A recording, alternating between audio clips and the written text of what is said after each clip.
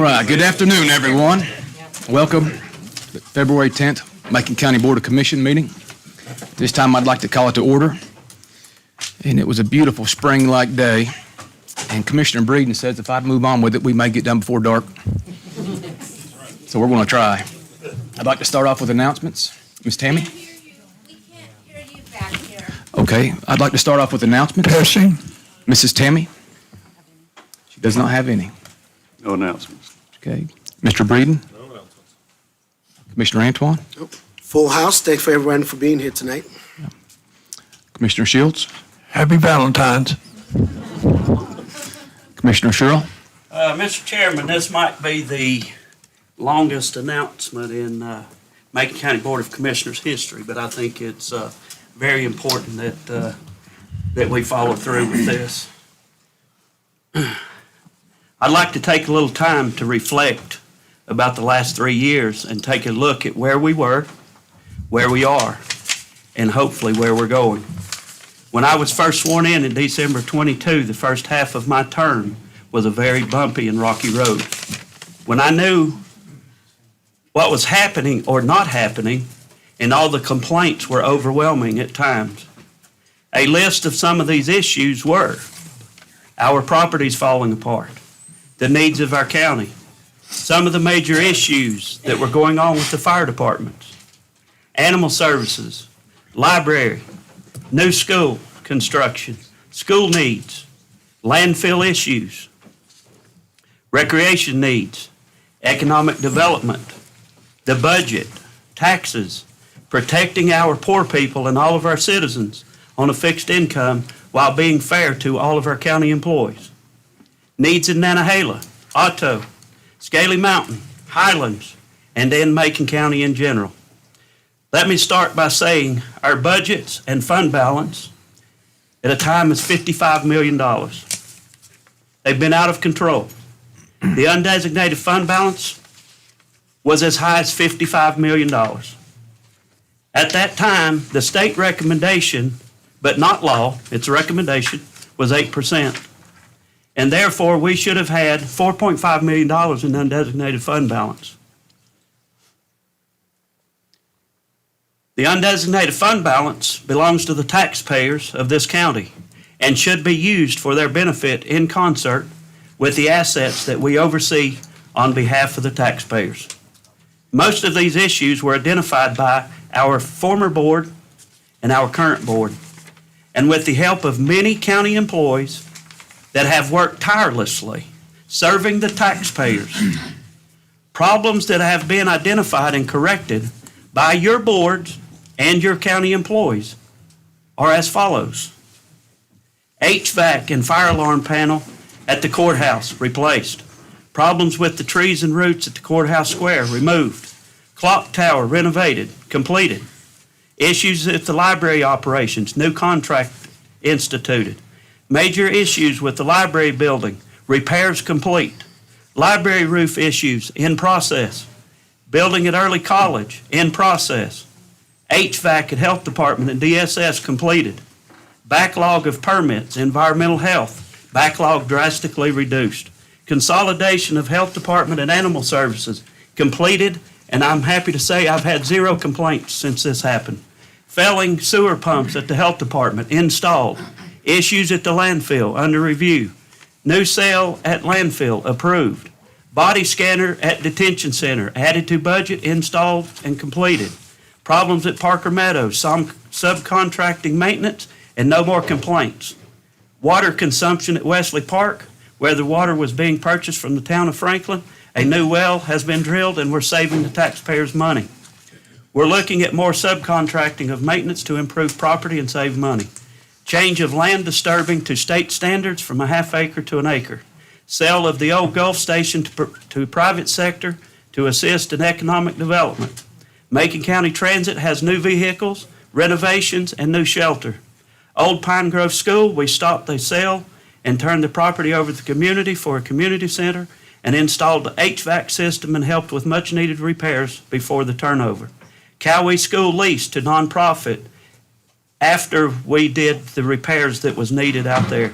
New community center and library at Nantahala completed. Issue with failing wastewater facility at Nantahala School corrected. Broadband is now in Nantahala. Roof at Nantahala EMS completed. Removal of old library from Nantahala School. Armory building renovations in process. New fire training facility in process. Ambulance now stationed in Otto, North Carolina. Reactivation of the Economic Development Commission. Repairs coming to Greenway, Parker Meadows, and Colossagia Park. Consolidation of Burningtown Fire Department with Cowee Fire Department. There are now contracts for all fire departments. Added to public safety and DSS employees this year, 3 sheriff's office, 4 EMS, 1 DSS. We applied for grants to help offset recycling and collection center costs. America 250th Birthday Celebration Committee planning for America's 250th birthday. Airport hangar renovated. Airport roof replacement. New tennis courts at the rec park. New Viper radio station, a radio system. 911 center to allow more operator positions. Stream bank restoration project at Parker Meadows is in process. New netting at Parker Meadows. New HVAC at Macon County Detention Center completed. Upgraded fire alarm system at 911 center. New monitoring system is being installed for LBJ sewer line.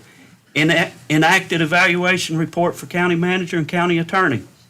We adopted a budget, and so far, I believe that we're living within this budget. Sales tax initiative referendum on the 2026 general election ballot.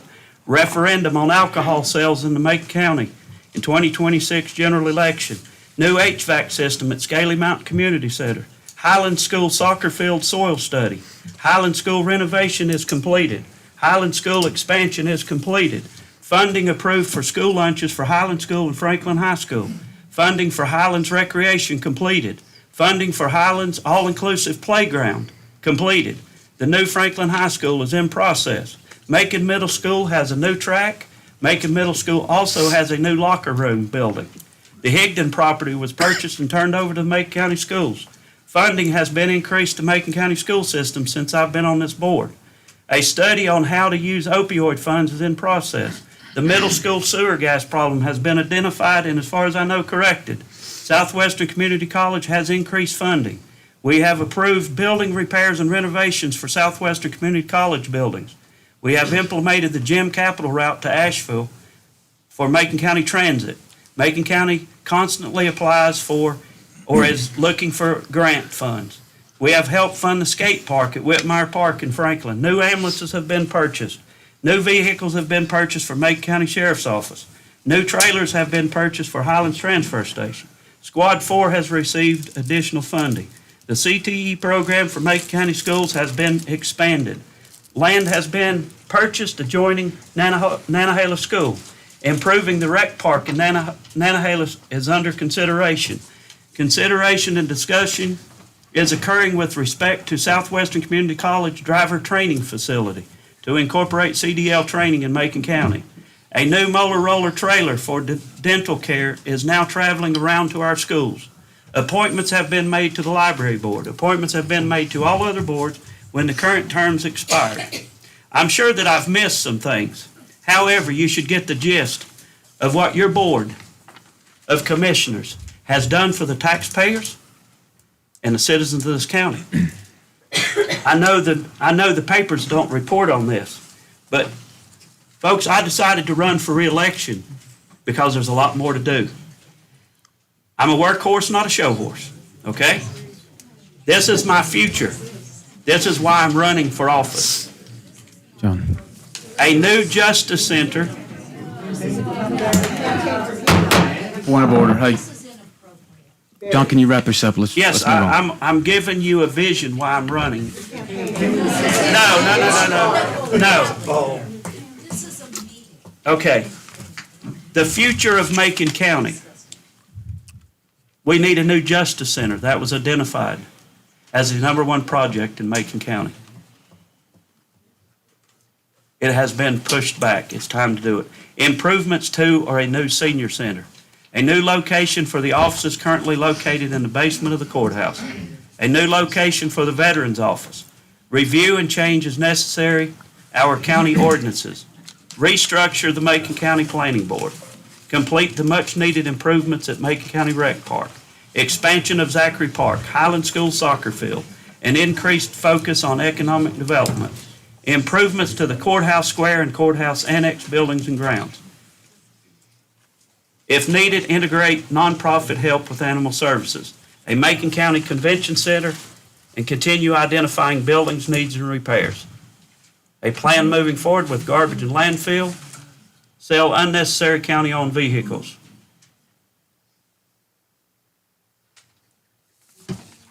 That's my presentation. Ms. Leopard, any announcements? No. Council? No, sir. All right. Hey, so real quick, I know it's crowded, it's cramped. There's a lot better audio recording in this room. So please just scoot together. I see some women standing back there. Make them room, accommodate. I know it's tight, but bear with us. And at this time, I'd like to ask Commissioner Shields to lead us in a moment of silence and the Pledge of Allegiance.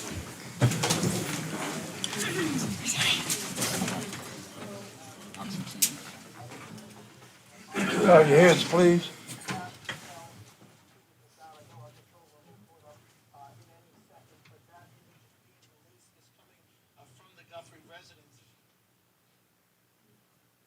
Pledge of allegiance. I pledge allegiance.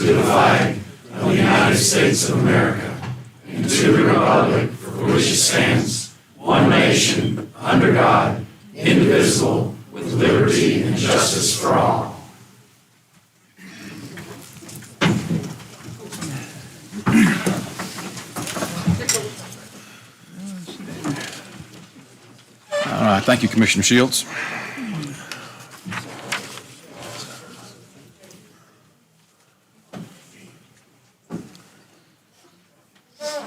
All right, so we have two public hearings tonight. Just a brief courtesy. We have 3 minutes to speak, and I typically let everybody overrun a little bit. Just out of respect for the time allotment, I'm going to raise my hand at about 3 minutes. Take 10, 15, 20 seconds and finish your statement. And I hate being the bad guy, so just with all due respect, let's just try to get through this. The first public hearing is to discuss revising the structure of the Macon County Board of Commissioner in the, I'm going to say, election process. Commissioner Sherrill? Yes. All right. This time I'd like to open the public hearing. Do you want an explanation about this before or after? I say let's listen first and we'll worry about that after. All right. Dr. Joanne Rosner. Sorry if I mispronounced that. Is that right? It's Rosner. And Rosner. each of you should be familiar with me since I've sent you an email, which most of you answered. I asked for an answer within a 12-day period of time, and one of you chose not to respond in spite of my request for a formal refusal. So, gentlemen, I come tonight to implore you to not take hasty action to the detriment of your constituents by voting through the proposed redistricting action. This is not an emergency, and it is not an absolute necessity to send it to the Assembly short session in March. The urgency is artificial and appears to reflect candidate concerns and personal agendas. Fairness to citizens dictates prudence, waiting, educating, and considering all options, not the single one which has been proposed. I send emails to each of you with a request for a response within a 12-day window. Responses I received reflect concerns, lack of knowledge in some areas, a desire for further consideration of all potential solutions, and the time to do that. Where I received neither answers or even the courtesy of a reply declining to answer, I can only guess to the reasons of why that was. How can the public even begin to have confidence or trust in a decision to proceed that is pushed through tonight with the shortcomings and lack of consensus among your own members. Clearly, this would be acting prematurely. Personally, I fail to see any benefit to voters of an at-large commissioner representation compared to election of candidates from local districting.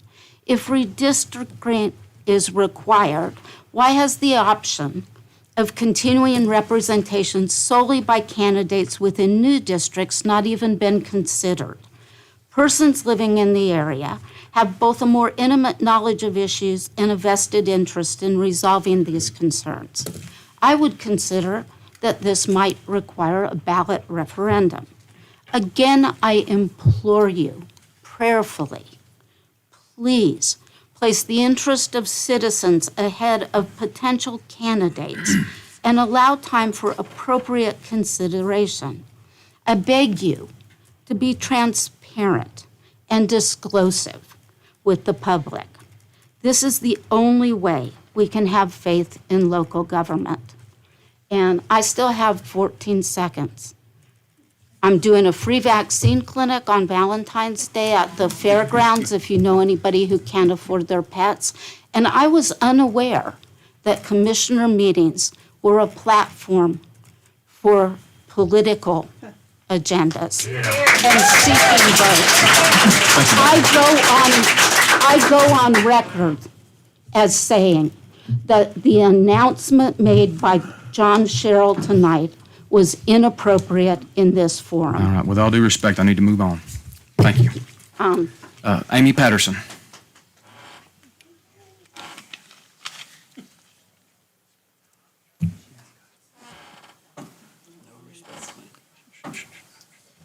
Good evening, y'all, guys.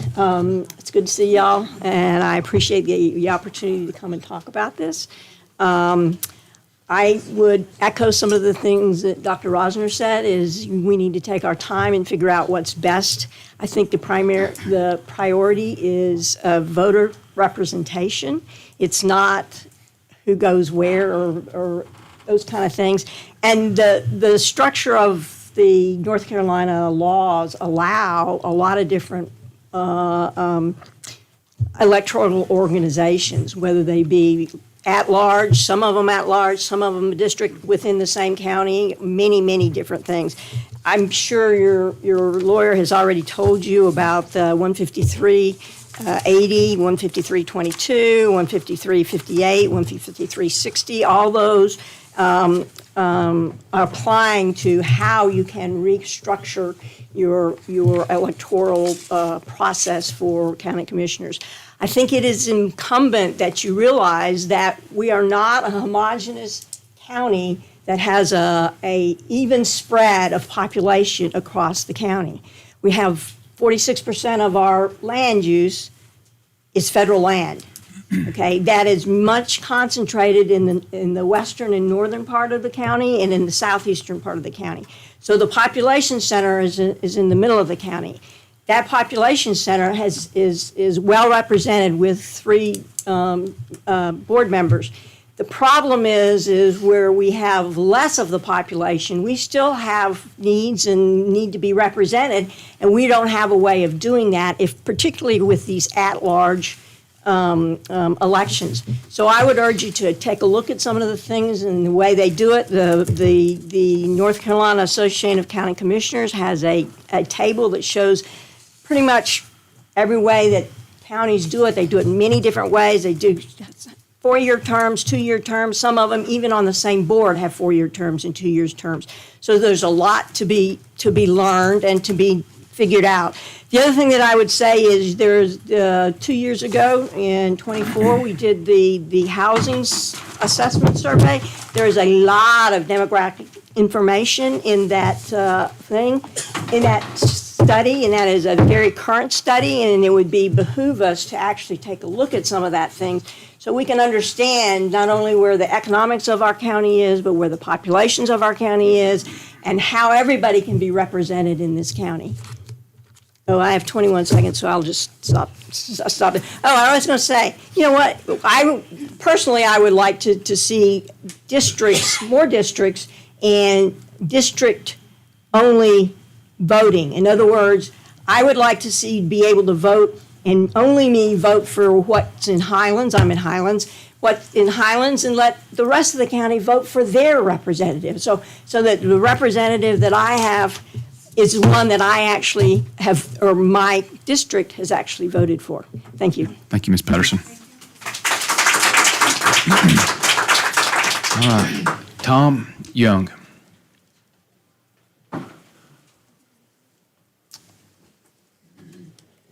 Okay. When I was reading the resolution, it looks like, my understanding is you want to maintain 3 districts in the county, but have equal population in each district. Franklin, Highlands, Nantahala. When I look at the numbers, the only way you do that is to make Franklin district very small, because geographically, because it has a higher population. So like basically half of District 2 has to move into District 1 and District 3. So that bothers me a bit, because, people with Smithbridge and Mitchell definitely have to go someplace else, assuming you're going to divide by townships and not by voting precinct. I don't know. If you go by voting precinct, you may have to take part of Franklin and split it off into either Nantahala or Highlands as well, the way I'm looking at it. But the main thing I have to say is, whatever you decide, I don't think you should decide tonight.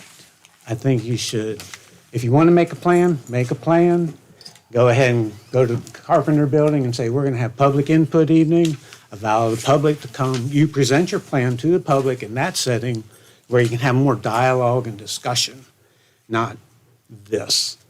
And then I think that would benefit you and the community. And also, well, I'll leave it at that. Because if you're going to go for 3, might as well just go for 2. Go east and west, have 2 twos, 2 districts in east, 2 districts in west, 1 at large. So, because you're going to have a very small Franklin geographically. That's it. Thank you. Thank you, Mr. Young. All right, Mary Williams.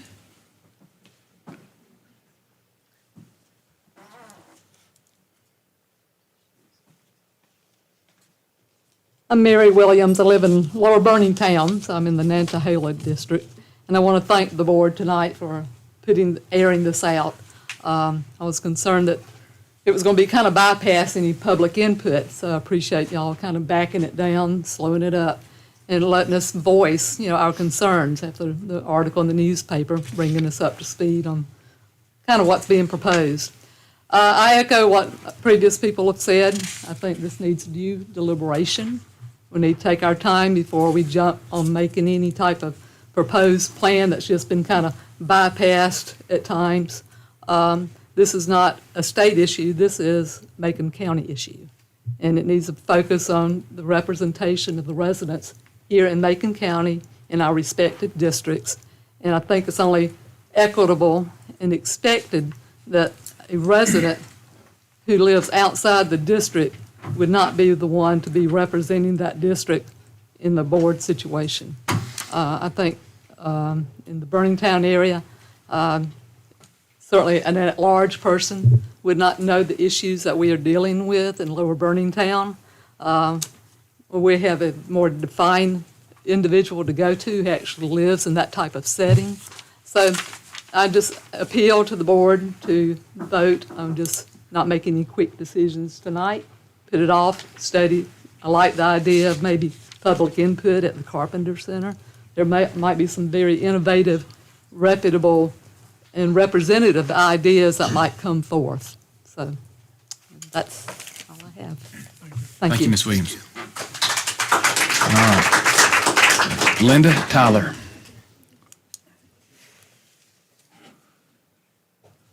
Ms. Tyler. Linda Tyler. Sorry.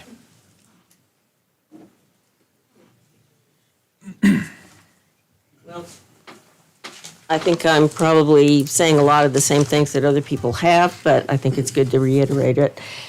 This would be a major change in how members of the commissioners are chosen. It would affect how community feels they are represented by the commissioners. And if the commissioners do decide to consider making this major change, then I think it's imperative that all Macon County residents are able to vote on whether we want to make this type of change in November. Thank you.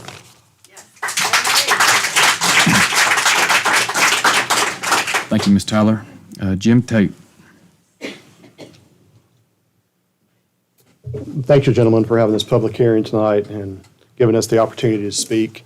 I, for one, have tremendous appreciation for you guys and the seats that you attain here, and I know the pressures behind it.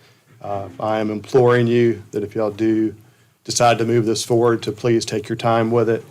This is so important for Macon County. It's going to make such a change. Please make sure you get it right. And I hope that each one of you, when you're said and done with this, can look me in the eye, shake my hand, and in your heart tell me that what you're doing is best for Macon County. I personally don't think the route that's being proposed tonight is the best route. I think there are some other options, and I don't know that it's better than what we have right now, but there are a tremendous amount of options, as Commissioner Patterson said, that can be investigated, and just asking you to pull the brakes down, slow it down. Let's get this right and do what's best for Macon County. Thank y'all. Thank you, Jim.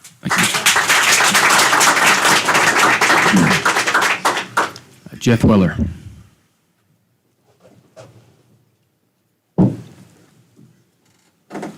Again, like everybody else has said, thank you for having this tonight.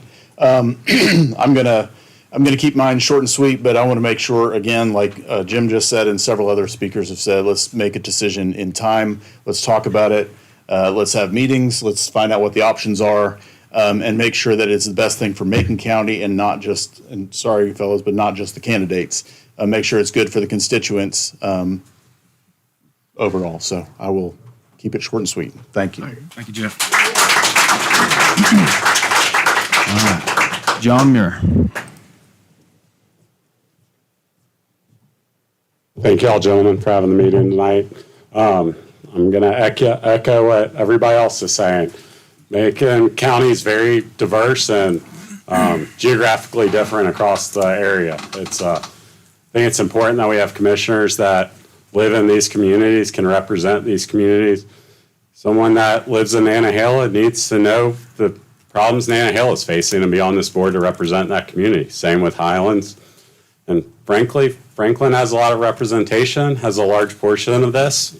Otto, the same. But I just think there's a process that needs to be handled very carefully. And when y'all move this forward, or if you choose to move it forward or not move it forward. Thank y'all. Thank you, John. Scott Baste. How y'all doing? Let's go. Thank you, sir. I like yours as well. Probably had a hat on today, helmet. Thanks for having the comment section, and I'll keep it brief. I am not in favor of at-large commissioners at all.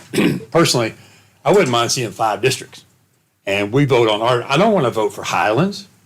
Why do I care about what Highlands commissioners, they have their own concerns, and we need to why should a Highlands commissioner be able to run countywide, get votes from people that he isn't representing, or they are not represented by? It doesn't make sense to me. So that's really all I got to say. Everybody else said everything else. Thank you, sir. I think it needs to be separate.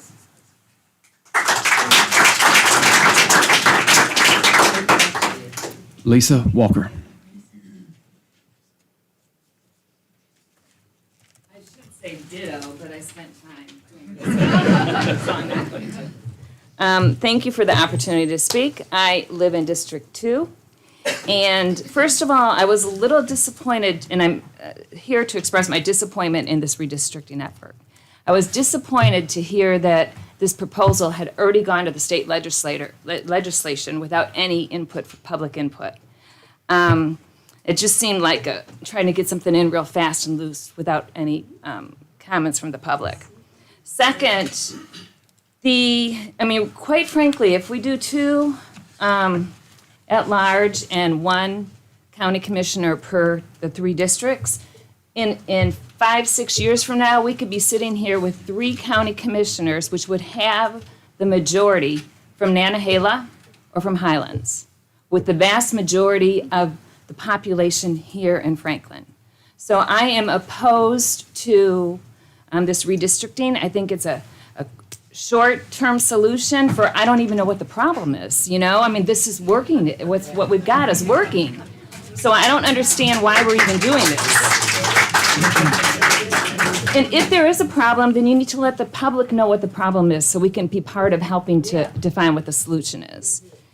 And finally, I don't want to get too personal, but I'm going to. Mr. Sherrill said the quiet part out loud in the January meeting when he explained this redistricting would allow a friend of his from District 1 to run at large in 28. And so if that is the purpose, that is like, this has long-term implications for our county and for a personal agenda. So I'm very opposed to that. I think the system's working and it's not broken, and I appreciate your time. Thank you, Lisa. All right. Rita Bennett.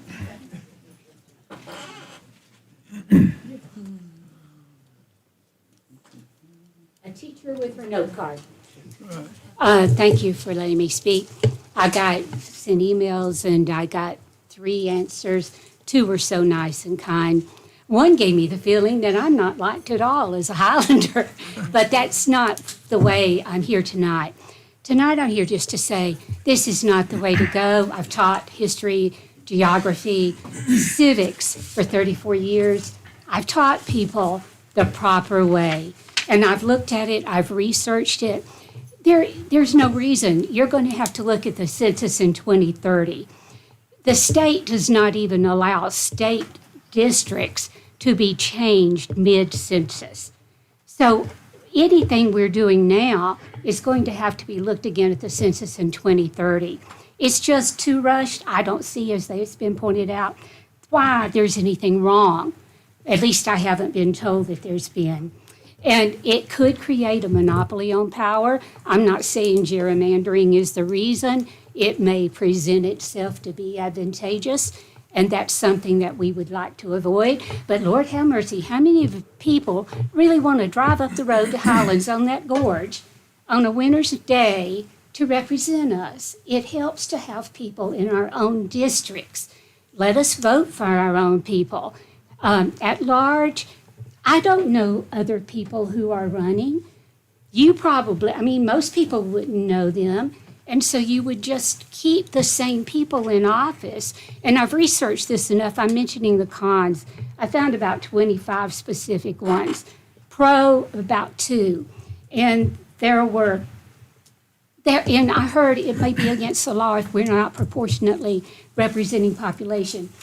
I found that's not really accurate, because if you have a person representing a district and living in that district, population does not enter into a violation of representation. And that's what we really need. And I know people have just said most of what I want to say, but let's do it. Also, don't send it to the state legislature. There are 3 ways that this can be approved. You can have voters vote on it. That is generally the way. But that happens so very rarely. This redistricting, never in midterm. So please consider the 2030 census. And my final thought is that voters must pick their politicians. Politicians must not pick their voters. Thank you. Thank you, Frida.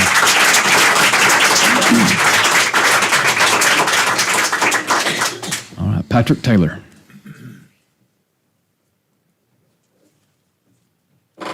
Should I say Mayor Taylor? Be with you. Thank you for having this hearing. I will keep this very short because I think the past and previous speakers have kind of sent a message tonight, and that is, do not rush through this process. This is a very complicated and challenging reorganization of county government, and I urge you to take your time, that we need to analyze and study possibilities of how many districts do we have, whether we want the district voters to elect their representatives. There are just so many possibilities. I would also urge us to bring in maybe outside consultants from the School of Government, from the County Commission Association.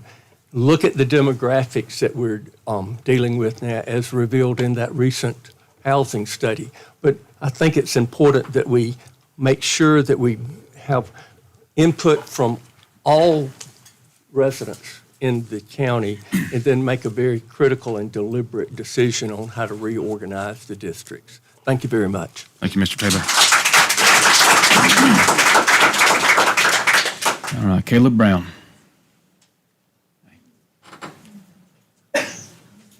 Good evening, Commissioners. Thank you all for holding this meeting tonight. If you're handing out 3 minutes, I am going to take 3 minutes. But I think everybody's here because we want transparency in our local government. We want transparency in our state government. I think that's why everyone here showed up. My name is Caleb Brown. I live in Highlands, North Carolina, and I know that state and local politics impacts our lives far greater than the federal government ever will. You know, I believe in transparency. I think it's critical when you're passing legislation. I think it's critical when you're pushing referendums or you're pushing resolutions. And I think it's about being a public servant in general. Trying to pass this resolution without the input of your constituents is questionable at best and shady at worst. And I think that that's what happened. I appreciate that y'all ultimately decided to hold this hearing this evening, and I think that it's important, and I think we need to continue with that. But I believe this resolution has the intention of limiting representation of voters across Macon County. My parents taught me that if it ain't broke, don't fix it. And if y'all insist that it is broke, you need to find a better solution and develop a detailed plan with the public and communicate it to the people before trying to push it through the General Assembly. Redrawing the county districts for one person or one anecdotal piece of evidence is unacceptable. For District 1 and 3, potentially having 2 elected members to the Board of Commissioners is not a sure thing. It's not worth changing the geographic and demographic composition of their districts. I would support submitting this resolution to a voter referendum. Form a true electoral system that was mentioned in the last meeting, where voters in each district would vote for candidates who reside in their district in both the primary and in the general elections. We, the people, should decide through a referendum. We have 5 commissioners representing around 6,000 people each. 3 of our commissioners represent District 2, which holds the majority of the voters, and the county seat. The part of the county with the most voters should have the bulk of the representation. Having 2 commissioners at large creates a situation where those commissioners represent all 29,295 voters in Macon County. It also means there would be one sole exclusive commissioner for District 2, where the bulk of our population lives. In addition, this further dilutes representation for our smaller communities in District 1 and 3. Expanding their districts and adding new precincts and adding new voters is going to, take their rights away. It's going to dilute their vote. Highlands provides the bulk of the county property and sales tax, and it's a hard sell to these people to tell them that their representation is going to be diluted in a district that would then be dominated numerically by Franklin area precincts.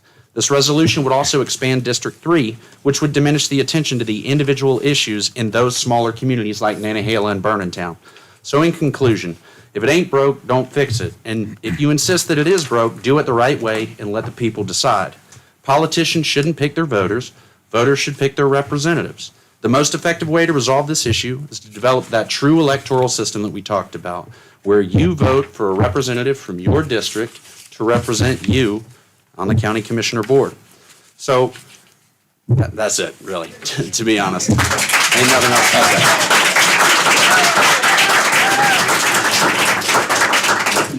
say. Perfect timing. All right, did anybody not have a chance to sign up to speak for the public hearing? All right. This time I'll close the public hearing. All right, gentlemen. Any thoughts, discussion?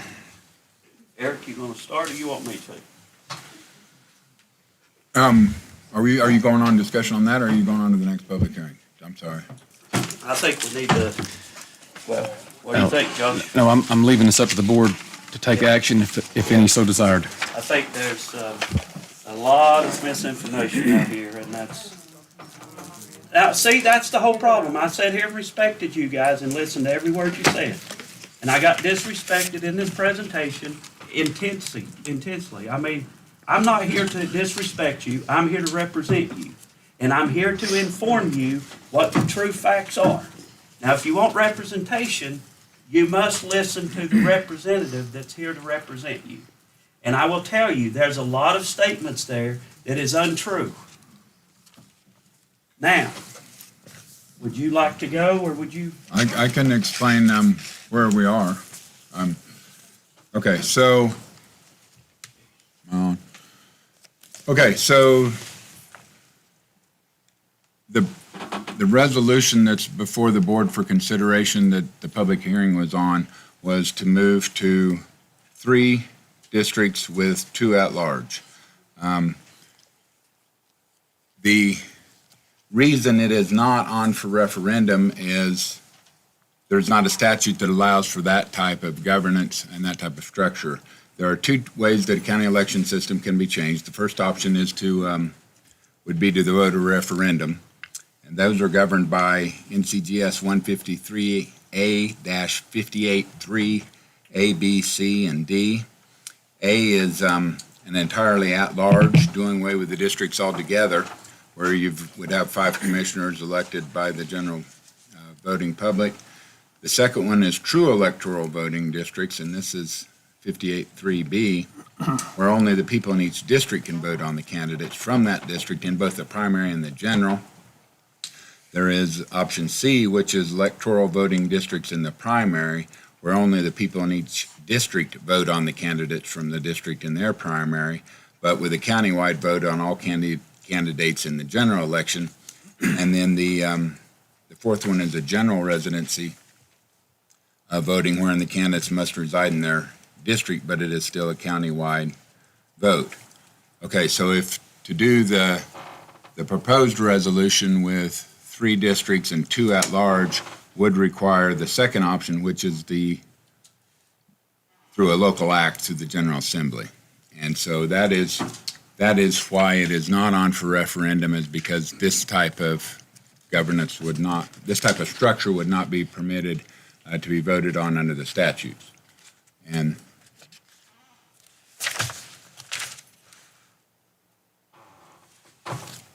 I'm happy to answer any questions of the board, or however you want me to go. Got a question. Sure. Did you just say that that we couldn't refer this to the November election and everybody elect? You can't do that? You can't do this type where you'd have 3 districts plus 2 at large. That one is not provided for by statute. So, and this is not just my word, but Bob Joyce with the School of Government confirming that could only be done by a local act through the General Assembly. So it would be a local law applicable only to Macon County that would provide for that. So no, you couldn't put this type of system on, this type of voting structure system on for referendum. So you couldn't do, well, then my apologies to the people that I've spoken to in Highlands and other places that my intent, and these people know it, was to get this referred to the November election and everybody vote on it. But I believe you just told me I can't do that. Correct. How do we? Okay. If you could do it, if you wanted to do a different form, one of those 4 that I listed, then you could do that by voter referendum, but it wouldn't include this 2 at large. Okay.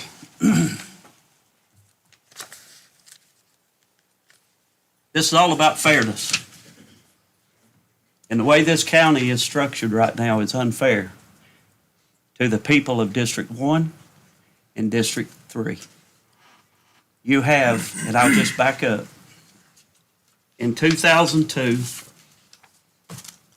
the North Carolina Supreme Court held in a case involving legislative districts, not city or county commissioner districts, that to have both single-member districts and multi-member districts in the same districting plan is unconstitutional in the state of North Carolina. And that's what Macon County has. So what you have is every 10 years, there's supposed to be a population study. This makeup of this board was done in 1978. And as far as I know, there's never been a population study in this county as to where the growth is. So you have 37,000 people live in this county. Every single person of that 37,000 should have the equal representation and equal opportunity. And so at this time, you have 3 people at District 2 You have one at 1 and one at 3. Where's the fairness of that? There's nothing fair about that. There's absolutely nothing fair about that. If people can elect 3 commissioners in District 2, then people in District 3 and District 1 should be allowed to do the same thing. Everybody in District 1 and 2 should be allowed to run for office every 2 years. Unfortunately, the only people in this county that can do that is in District 2. I'm trying to bring fairness. You said it right, ma'am. You said that would give District 1 and District 3 the opportunity to have 3 people on this commission board. That is correct. That's the goal of this. Because I can tell you, I'll give you a hypothetical. I've given it to a lot of people and they seem to understand it. If you had your best friend serving on this board and somebody else moved into your district and you could only have one, that person would never be allowed to serve on that board unless they unseated you. But if you have at-large seats, that person that would make a good representative, you could possibly have 2 people on that board from your district. That's where the unfairness is. It's nothing. The districts in North Carolina are supposed to be by population, and in 3 districts, you would divide the population up by 3. That is correct. That would add more people potentially. We don't know. There's never been a population study in this county. Where is the growth? We don't know. So in order for that to happen, we do know that there's 37,000 people that live here. And it must be divided up into 3 equal districts. Because if you don't have it equal, then somebody has the upper hand. This is not a Democrat, this is not a Republican, or this is not an unaffiliated move. This is fairness across this county. For the election process, if you can have 3 members from District 2 on this board, you should by all means be able to have 3 members from District 1 and District 3. And so therefore, that's where the unfairness comes into play. Everybody in this county should have the equal opportunities. Now, let me make it clear. 3 distinct districts divided equally. Take 37,000, divide it by 3. Everybody in this county will vote for those 3 districts. However, you must live in the district you're serving. 1, 2, and 3, Highlands will not lose a guaranteed seat. District 2 will not lose a guaranteed seat, and District 3 will not lose a guaranteed seat. However, when the at-large comes into play, anybody, regardless of where you live in this county, you will be able to serve on the Board of Commissioners. This is the fairest thing to break this thing up the way it is and make equal opportunity for everybody in this county. And unfortunately, and I will tell you this, it's not based on voters. It's based on every man-child in this county. It's population. It is not how the paper expressed it. It's not, well, we've got 6,000 people in this district and that's 6,000 people in that district and everything's equal. And the county is made up of what is known by district at large. That's what the makeup of this county is. So that means that you must live in the district that you're serving, but you campaign to everybody in the county.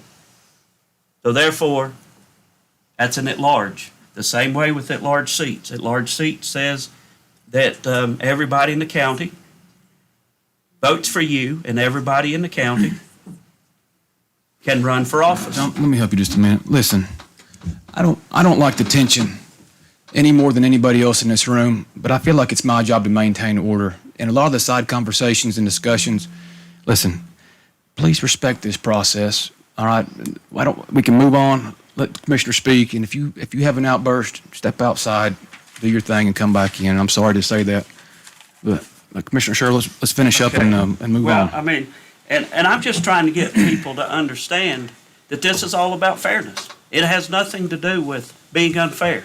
It's not about getting upper hand. I heard the comment that I had a friend of mine in Highlands that wanted to run for that seat. That is absolutely not true. Go back to the minutes. I said there was someone in District 3 that would make an absolute awesome county commissioner, but his seat's taken. and he thinks he's very well represented.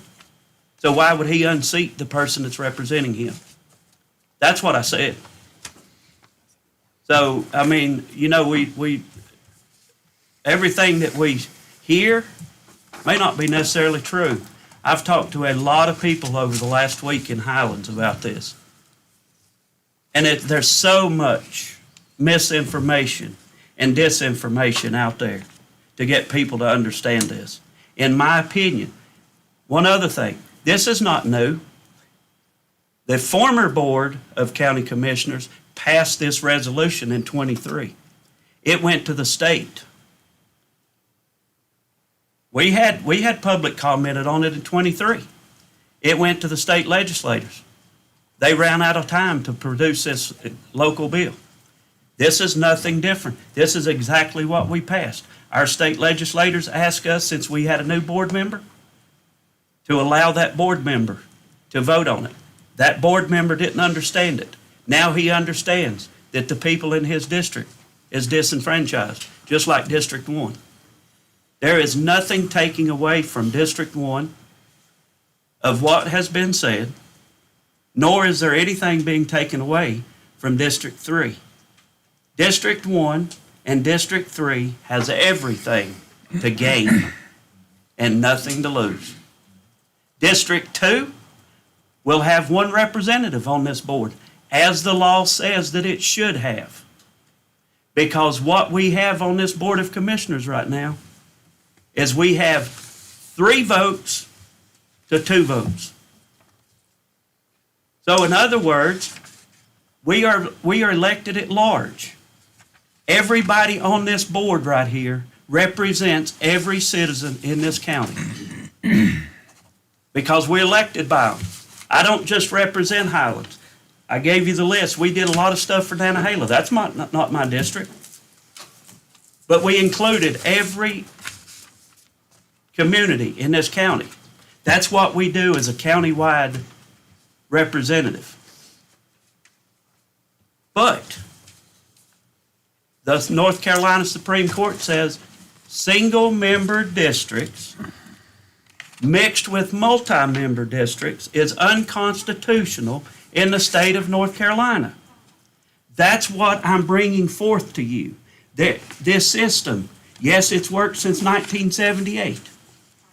In 2002, it became illegal in state elections. And as the state attorney says, that it has never been adjudicated in the court of law for local elections. But his opinion says that in his honest opinion, it would follow state law. Mr. Counsel, are there any counties in the state of North Carolina out of 100 counties that has districts like Macon County does? Not to my knowledge.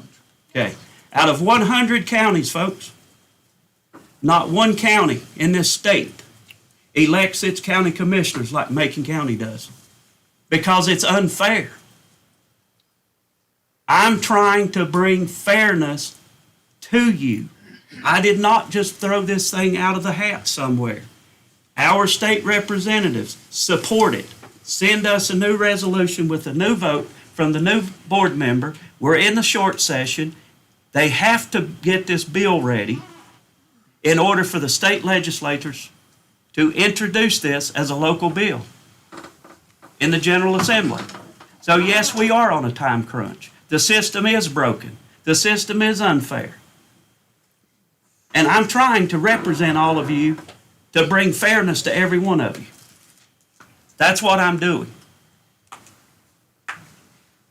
And I hope that you guys can understand, I'm not a political junkie. I want my constituents in Highlands, North Carolina, to have the same opportunity as everybody that lives here in Franklin and everybody that lives out in Nantahala. I want them to have the same opportunity.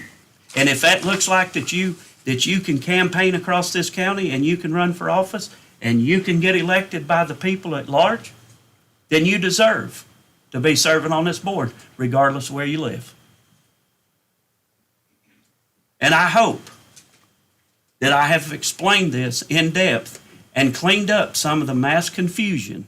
You're not losing your representative. You're going to have District 1. You're going to elect somebody from District 1. They have to live in that district. Somebody has to live in District 2. You're going to represent them or elect them. You're going to have District 3. You're going to elect them. They have to live in your district. But when you put two at large, everybody across this county has the opportunity to seek office every 2 years, just like District 2 does right now. So that's all I have to say. I appreciate, I'm very passionate about this. I've researched this for about 10 years now. And it has really, really, really come to I'm passionate about this because I want all the people to be represented equally. That's all I got to say. All right. Gentlemen, I look over here to this side. All right, I just want to take a moment just to share what my position in all this is. First of all, I do believe in listening to the voice of the people. I'm super thankful for you guys taking the time to travel here and share your thoughts on this. I don't believe any one person ever has all the answers. That's why we opened this up for the people to be able to share your thoughts with us in this.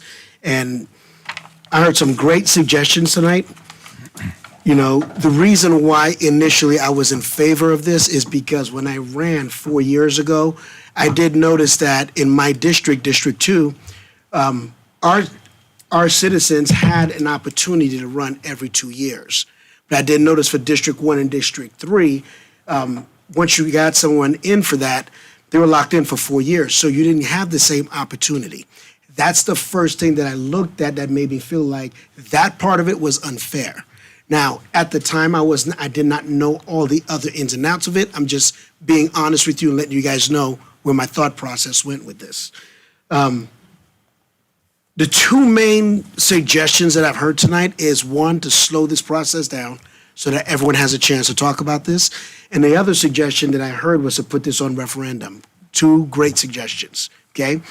I'm open for correction in any possible way. I look at being a county commissioner really simple. Yes, I represent a particular district, but when I took an oath, I did not take an oath to serve just a district or a party for that matter. I took an oath to serve the entire county. And regardless of whether or not I'm in agreement with you, that's not the job. The job is I'm here to serve you based on your needs, not based on my needs. And I take that very seriously. Listening to you all tonight, again, it made sense, a lot of the suggestions that were made here tonight. I can't tell you that I know and understand fully what the best solution is. I would like to be able to come to a solution that everyone would be, pretty okay with at this point. But personally, I don't know still what that best solution is. I've heard a lot of different ways to go about this. Several of them seem to be pretty good to go with, but I just did feel like the current way that this is set up, it does make it to where the folks in my district can run every 2 years. But in District 1 and District 3, you don't have that option. And the reason why I wanted to go forward with this was to give the folks in District 1 and District 3 the same option that we have. Now, I do get it, there's a difference in population number. I understand that. I'm not taking away from that. I'm just being transparent and letting you all know that's what my thought process was at. That's why I've been in favor of going this route, to try to figure out what's the best solution for us to be able to move forward. So I just wanted to be clear with that and just make sure that everyone understood my position on this and why I initially voted for this and why I wanted to move forward with this. It had everything to do with that part of it being fair for each district. So that's just my position on that. Mr. Breeden. Well, when Commissioner Sherrill said that there was a person in District 3 that would make a great candidate, but he didn't want to run against me because he thought he was represented well, I'd want to thank this side of the room for giving me a standing ovation. Where were y'all at? Anyway. So I kind of feel the same way as Danny. We got into this in the original, when this came around the first time last year, I really didn't grasp a whole lot of it, and it wasn't on the top of my list of things to do. But I do think it's important to address, the idea of redistricting. I think that what we have is not perfect. I also think there were some really good points brought up. I have some questions for the attorney or maybe even Melanie about, how some of this stuff would work. One of the things we heard, was a four-person or 4 districts and 1 at large. So just kind of wanted to get some ideas of what that looks like. I'd like to ask Melanie what the impact would be if we put that on a referendum and had 5 separate distinct districts, or if we put it on a referendum and these folks voted for the people that were just in their district. I'm not asking for advice. I'm just asking what the impact is on your department.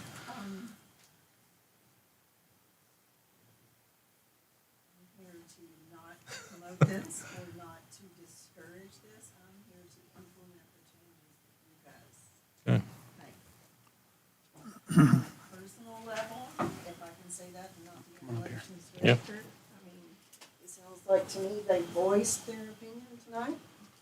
And I feel like a lot of people don't have the information that they need. My advice would be to maybe come up with a committee and do a little bit more research into this and break it down as the ways he gave you, what that's going to look like if those changes are made. Whether you do it, however you change it or make it up, and give all of that to the public, and maybe they'll understand it a little more before they vote on it. I do want to say I took a moment to speak to these gentlemen concerning what their thoughts were on this. And I'll be honest with you all, I do not believe that anybody had any particular agenda. I believe we're all looking at the same thing, but just trying to figure out what the best solution is. So regardless of how it's been presented to everyone, I just wanted to be clear on that just from this perspective. I don't feel like there's a hidden agenda in this. This is really a question of what works best for Macon County.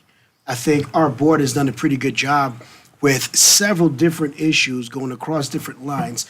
And the way that we went about handling them was to show also that we are for the citizens of Macon County, not just for a small section of this. So just in an effort to just kind of bring the tension down a little bit and just get to a place where we can try to understand each other a little bit more. That's the reason why I'm explaining this part of it to you guys. And also there was a suggestion about possibly maybe holding a meeting at the Carpenter Building to where we can be able to, I guess, have a discourse with you guys and also be able to hear some of the suggestions that you guys have for solutions. I don't see that as an issue. I do understand Commissioner Sherrill's position with the time issue, but I do realize also this is a process that's been around for a very long time. And being that it's been around for at least 50 years this way, we do need to take our time and make sure that whatever decision we come up with, it's going to be a long-standing decision. Does it mean that it has to stay that way and we can't change it later on? If we figured out like this solution wasn't the right solution, we can always change it. But at this point, I feel like it'd be a whole lot better if we can come up with a good solution that didn't warrant needed to be changed later on. Now, it also means we don't have all the answers for it to know whether or not any one particular solution would be the best solution all the way around down the road. So again, just expressing myself and letting you all know what my thoughts are on that.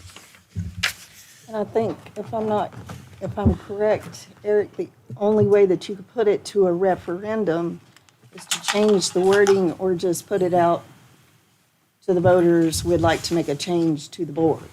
Well, if you're Not going the way to do voter referendum, you'd have to be one of those 4 different structures that is set forth in the statute. So, as you know, the voter question has to be very specific, and the state has its way. This question is going to be phrased this way, and it shall not be phrased any other way. So they've got their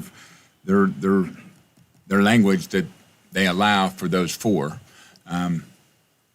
It does not provide for the at-large type system. So that's why that's the at-large. That's why, I'm sorry, that's the local act one, correct. Thank you.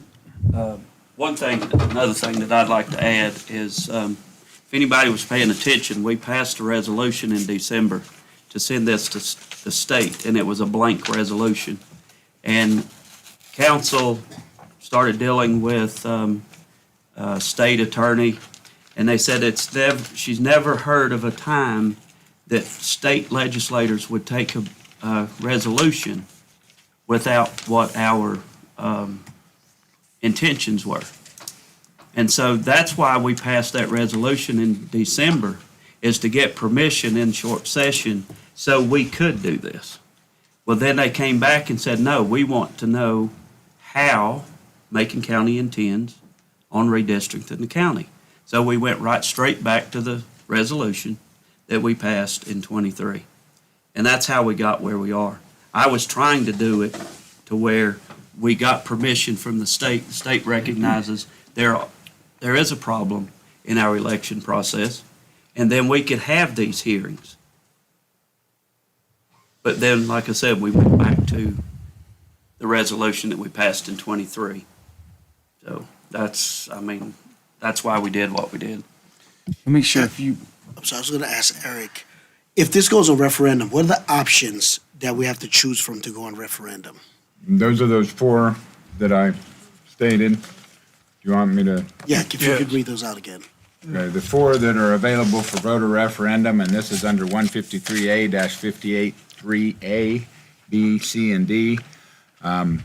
First one is entirely at large, doing away with the districts altogether. Second one is true electoral voting districts, where only the people in each district can vote on the candidates from that district in both the primary and the general. Paragraph C is electoral voting districts in the primary, where only the people in each district vote on the candidates from their district in the primary, but a countywide vote on all candidates in the general election.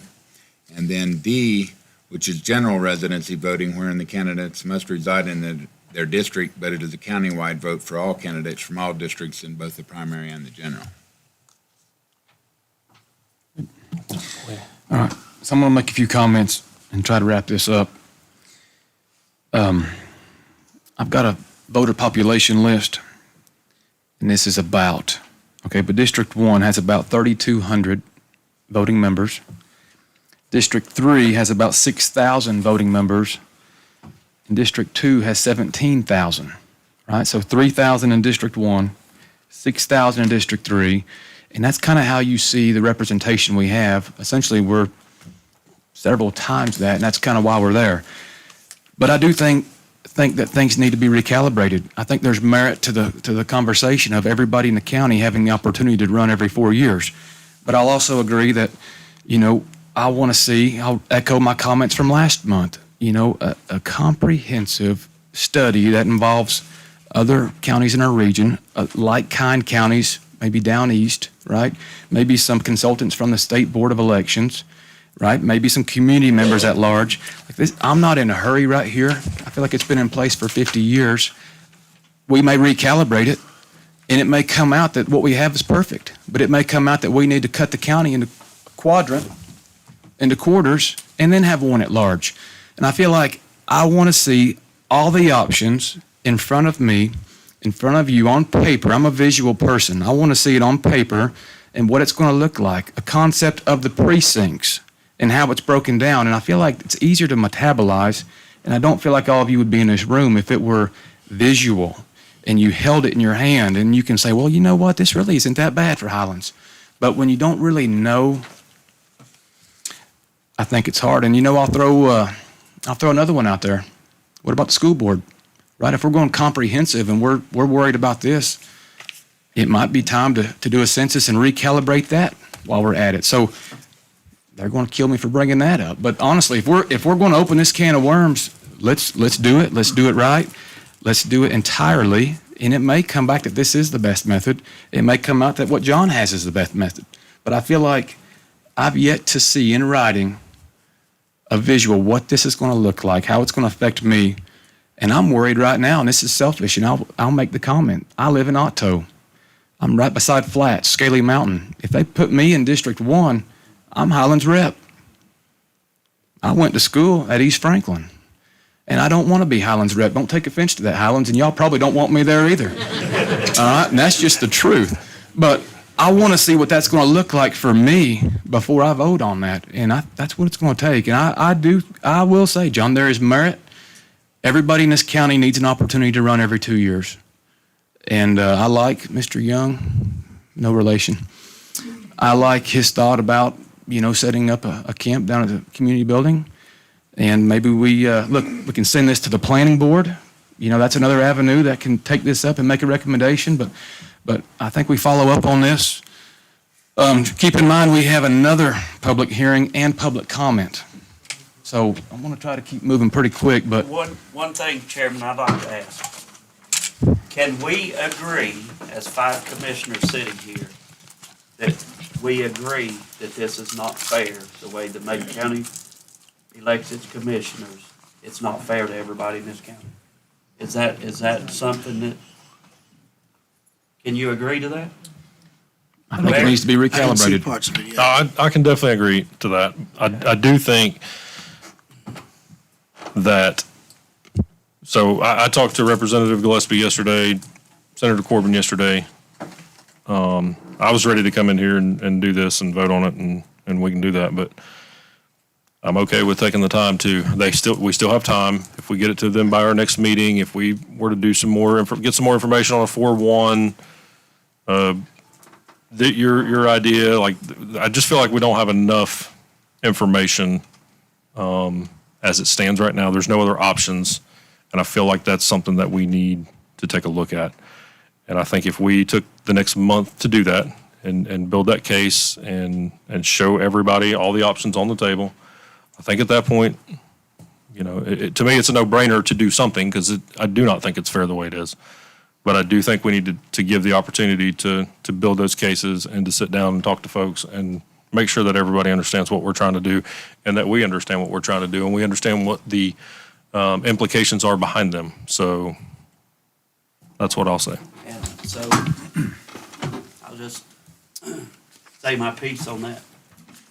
That's my ultimate goal, folks, is a conversation piece to recognize where this county is and moving this county forward to be fair for every citizen in Macon County. I'm not saying that's the resolution that's the best one out there. That's the one we had that we approved before. So therefore, I am open to your suggestions. I am open to making this a positive impact for future elections and everything else. So one district should have the same opportunity as all the rest. So thank you for attending and sharing your thoughts and your concerns. All right, gentlemen, I'm going to move on. Any other comments? All right. At this time, I'd like to open a public hearing revising the structure of the Macon County Planning Board. And I'll give just a minute if some of you want to clear out. Mr. Taylor, would you make your way up while they clear out?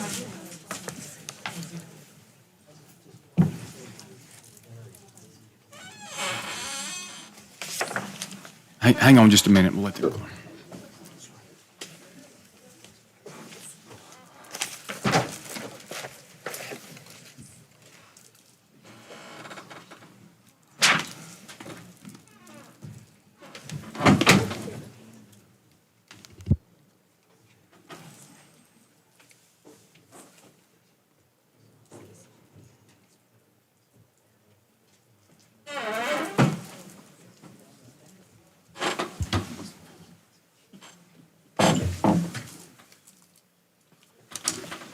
All right, sir.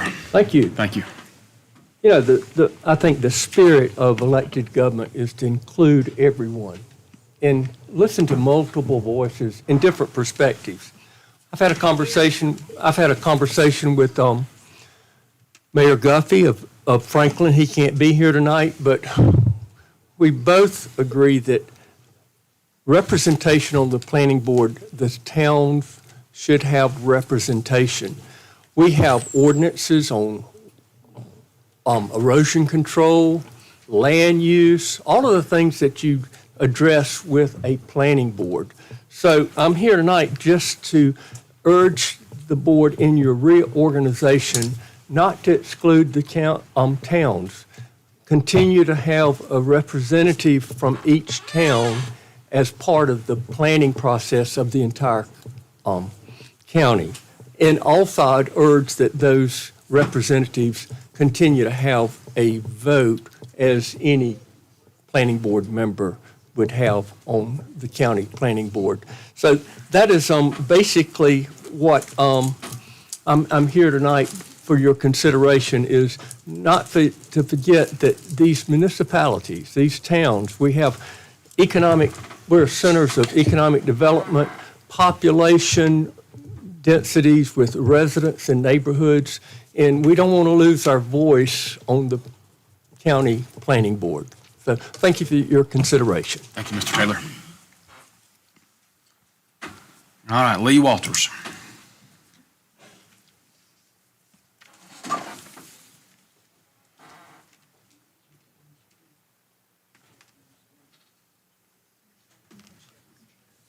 Statute reference is on the back page. What I'm going to say is on the first page. I'm going to read very fast. I won't need 3 minutes. I hope you all give me a little bit of grace. Listen, I'm gonna give you 10 seconds. Well, if each of you Look, give me 10 seconds. here's it might add here's up. what's next, Mr. Walters. Here's what's next. We haven't even started business. Thank you. So appreciate you all opening up for comments. My name is Lee Walters. I'm a current vice chair. My term ends February 21st on the planning board. It's been my pleasure, and I would be honored to serve again for a second term. So the purpose of my talk tonight is to provide additional information and personal recommendations based upon my experience serving on the board. There's 2 sections of general statutes referring to planning board, 160D 301, 160D 604. And 604 details 4 areas where a planning board is required to be engaged: initial zoning, zoning amendments, review of other ordinances and amendments other than zoning, and plan consistency. Another section, E, is called separate board required. It details a framework for the planning board. So here's where we find a separation and distinction of the planning board from its governing board, in this case, our county commissioners. Please refer to the highlighted areas of section E, where it states, in part, the review and comments required by this section shall not be assigned to the governing board and shall be performed by a separate board. I hope this provides clarity on why the commissioners cannot perform the duties of the planning board. Since Macon County has no countywide zoning, planning board duties focus on section C, other ordinances and actions, and D, plan consistency. Macon County utilizes ordinances to govern land use and has adopted a comprehensive land use and environment plan. Please refer to the highlighted area of section D, plan consistency, where it states in part, planning board shall advise and comment on whether the proposed action is consistent with any comprehensive or land use plan that has been adopted and any other officially adopted plan that is applicable. The planning board shall provide a written recommendation to the governing board that addresses plan consistency and other matters as deemed appropriate by the planning board. So I hope this provides better definition and understanding of what the planning board's purpose, position, and function is. So some personal observations from serving on the board. So during the creation of the 2019 comprehensive plan, the planning board consisted of 19 members. I believe this same number were present during other critical ordinance creations such as flood, erosion, and watershed. And when I look at that work accomplished by those 19 members, I'm in awe. Citizens of Macon County were well represented by this amazing group of civic-minded volunteers, giving countless hours of their time and effort to provide our government officials with a broad spectrum of knowledge and expertise in order that the commissioners could make responsible and accurate decisions. Commissioners are now contemplating a reduction from the recent 11 planning board members to just 3 public and 2 employee liaison members from the towns of Franklin and Highlands. I question if that's truly representational. Undoubtedly, 3 cannot replicate the background and knowledge of 19. The reasoning for this reduction stems from some members not showing up for meetings, which prevented a quorum, which led to an unofficial meeting. I would like to suggest 2 possible solutions to reach a quorum. Virtual meeting attendance is common in today's workplace. I would ask Attorney Ridenhour to research open meetings law 143, 318.13, and see how it can apply to the planning board. Allowing members who are ill or traveling or for Mr. any Walters, let's legitimate wrap this up. reason to attend via Zoom would resolve the quorum issue. Additionally, consider creating alternate board members. If a member knows in advance they are unable to attend, a pre-approved alternate would attend for them. Alternates could potentially be the next members of the planning board when term comes to an end, or if a member prematurely steps down. All right, Very Lee. quickly. This time I'm going to have to Okay, ask you to step down. I appreciate your time and all right, your thoughts on this. thank you. Does anybody else need to speak on the public hearing pertaining to the planning board, Macon County? Anybody else? I'm sorry, I didn't see a hand. Okay. All right. This time I'll close the public hearing. Gentlemen, I'll open up for discussion. How many members do we have now? 11. Thank you, Joe. Okay. Well, as a liaison to the planning board for Macon County, I was appointed by the chairman in January of '25, and I've attended no meetings with the planning board. The meetings that we were going to have, there was no quorum. And for whatever reason, I think trying to get 11 members, some people are showing up to these meetings and feeling their voice is not being heard of their concerns, and so they don't show up for meetings. And I think moving forward, when you try to get 11 people to agree on something, that's too many. And I think that if we can reduce that board down to 5, I think we'll have a much more productive makeup of the Macon County Planning Board. And no disrespect intended, but there is a reason why we people live out in the county, and it's to get away from government control. And so, therefore, with all due respect, I don't agree with all the town's zoning regulations and everything. If I did, I'd live there. And so I want the government off of my property as much as possible. And so to have a voting member from a town board that has zoning, I think that mentality goes into the board of the planning board for the county. And as I stated, there's a reason why we don't live in the town. We don't want regulations. We want less regulations. We want freedom to our land. We don't need anybody telling us what to do and what not to do with our property.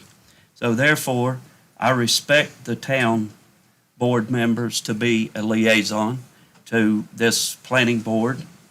So that's my stance on it. I think that if you want to attend, if the zoning administrators want to attend in the planning boards, by all means, but they would be in my vote, and it will be that they will be a liaison to the Macon County Planning Board from the town board.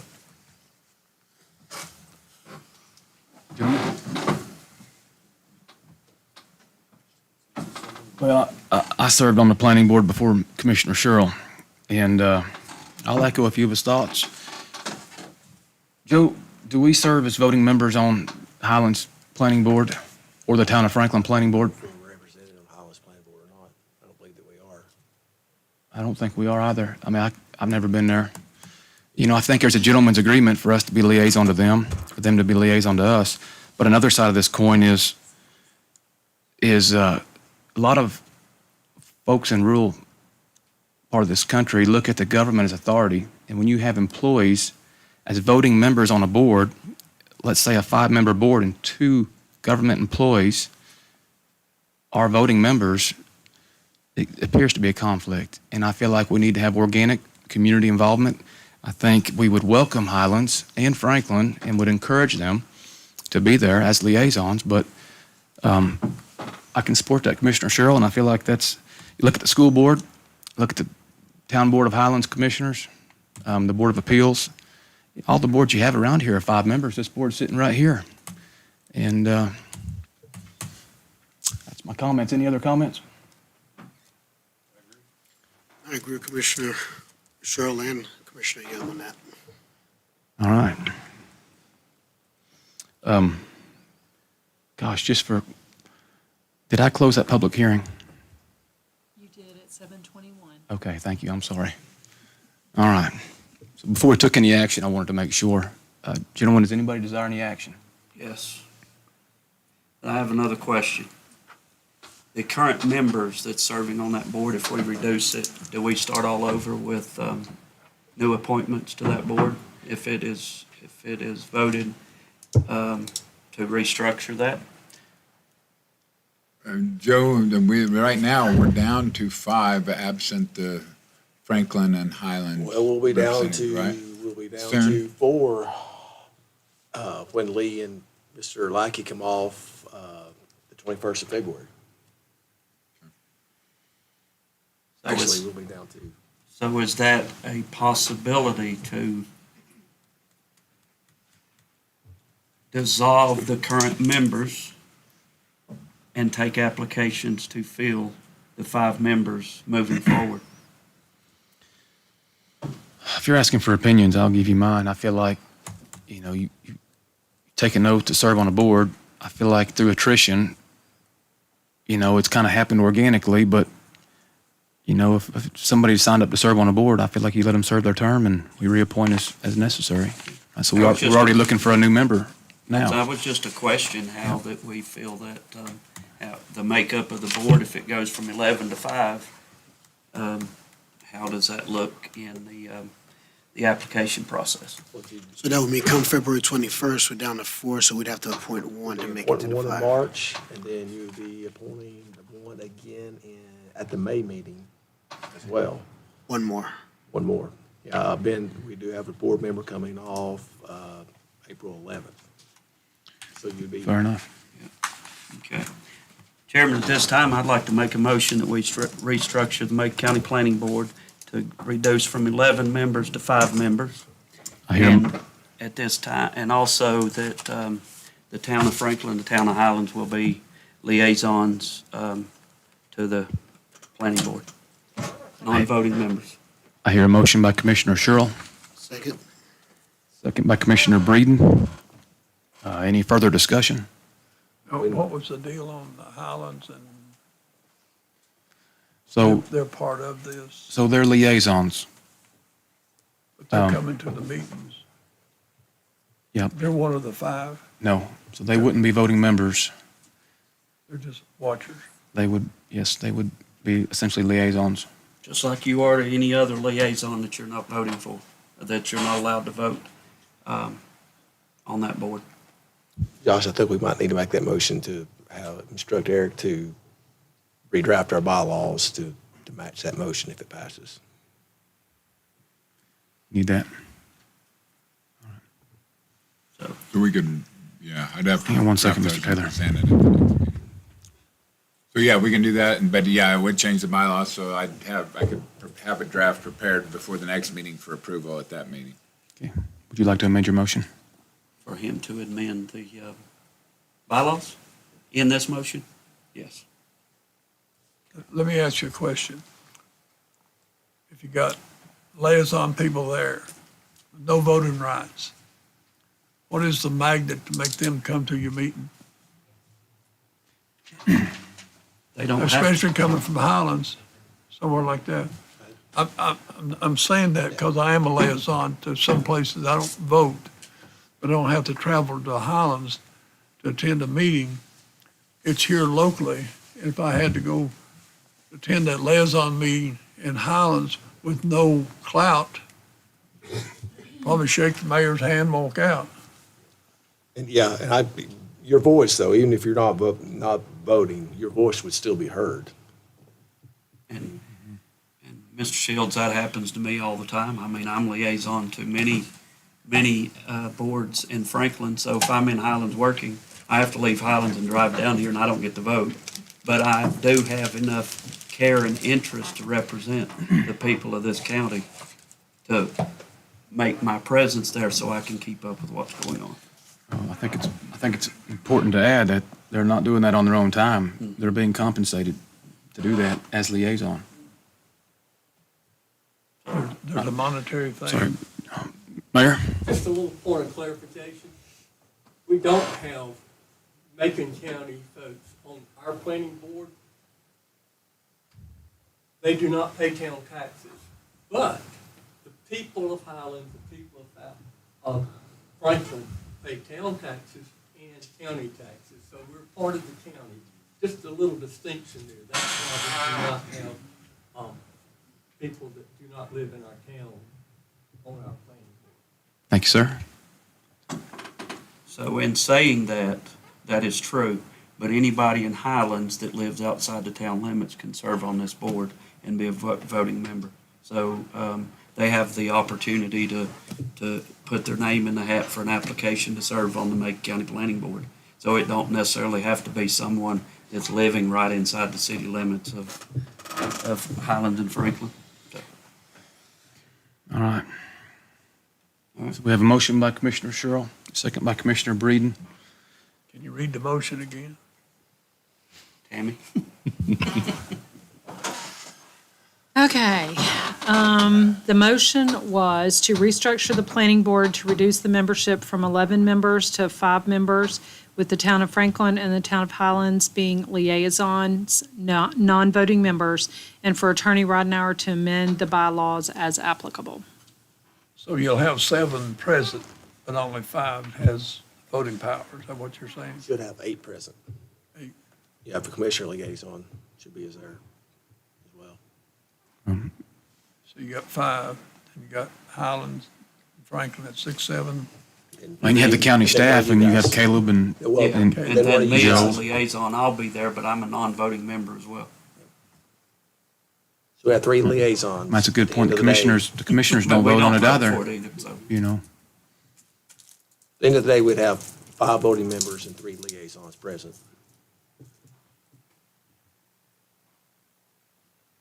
All right.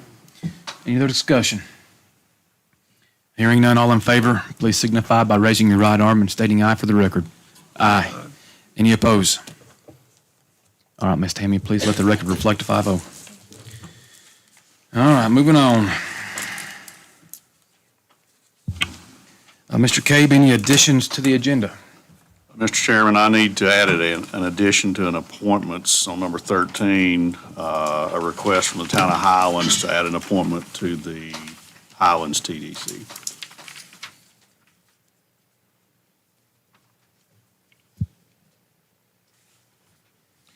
All right. Any others? I meant to talk to the county manager today about this. This may be and may not be the time to discuss it, but with the budget process coming around the corner, I think we need to open up the discussions about the undesignated fund balance in the capital improvement plan, and also discussion of county budget percentage to Macon County schools. If you want to include that in the mid-year review, I'll be glad to touch on that in the mid-year All review if you want to do okay. that. Yeah. Absolutely. Okay. So, no, I'm good. All right, no other additions to the agenda. All right, we'll enter the public comment period. Linda Tyler.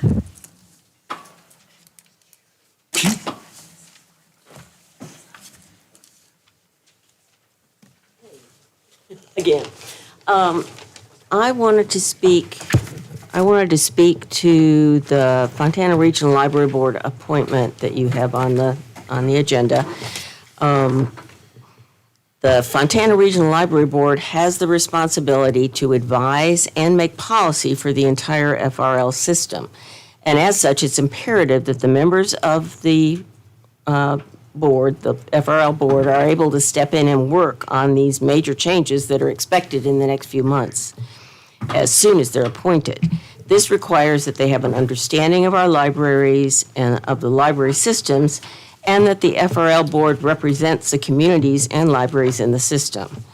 For the last 80 years or so, the local libraries have had advisory boards appointed by the commissioners, usually utilizing the recommendation of the current members of the board and the librarians so that the new members would be informed about their role and the expectations of board members.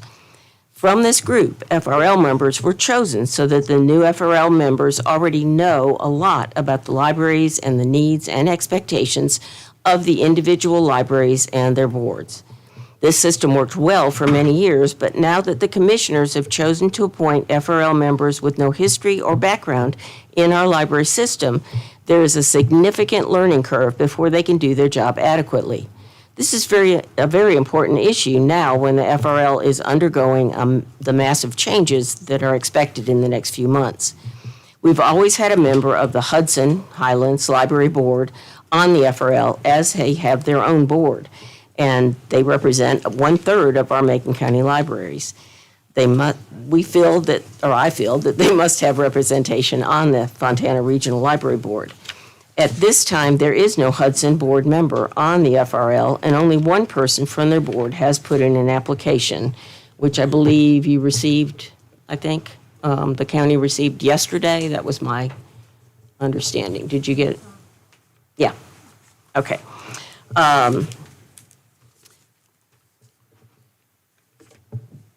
Okay. She only submitted it yesterday, and I think that had something to do with the fact that the timeline of the application process was fairly short. But I strongly urge you to appoint Jennifer Combrook, I'm not sure I'm saying her name right, who is a Hudson board member and has a background in accounting and who represents the board of 1/3 of our libraries in Macon County. So that's what I wanted to say. Thank you. Thank you, Ms. Tyler. All right, Norell.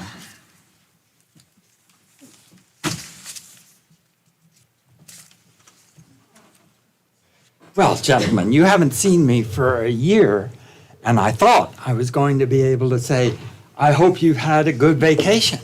But you have managed to get yourself involved in some very serious issues. So let me lighten the mood right away and say, I need you to contact Wesley Grindstaff tomorrow and do something that everybody here is going to support, and that is give parity to the traffic signals at Palmer, Porter, and Depot Street. Right now, the prejudice is Main Street gets a minute, the north-south streets get 15 seconds. The traffic jams from 6 to 9 on Depot Street are mind-boggling, and on the other streets during the bulk of the day, they remain prodigious. Get Wesley to re-time the Main Street, so if it's 20 seconds, the north-south gets 20 seconds. If he wants 30 seconds, the north-south also gets 30 seconds, and then the left turn lane would have maybe half of that, 15%. On the other hand, you mentioned the Greenway in your speech. I was startled to see that even today, the gap exists between the middle section of the Greenway and the town bridge. I know a company has bought that, what used to be the A&P property, and maybe they wish to develop that. But right now, roller skaters or bicyclists such as myself cannot go across that dirt. We have to go into the parking lot. And twice, I have almost been run over by cars that are going right through that stop sign next to the weight training center. I need you to finish paving that middle section, please, by the end of April, if at all possible, so that the Greenway is a continuous macadam. Thank you. All right. Kim Spencer. All right. Is there a Kim Spencer? I'm going to cross her off here. Selma Sparks.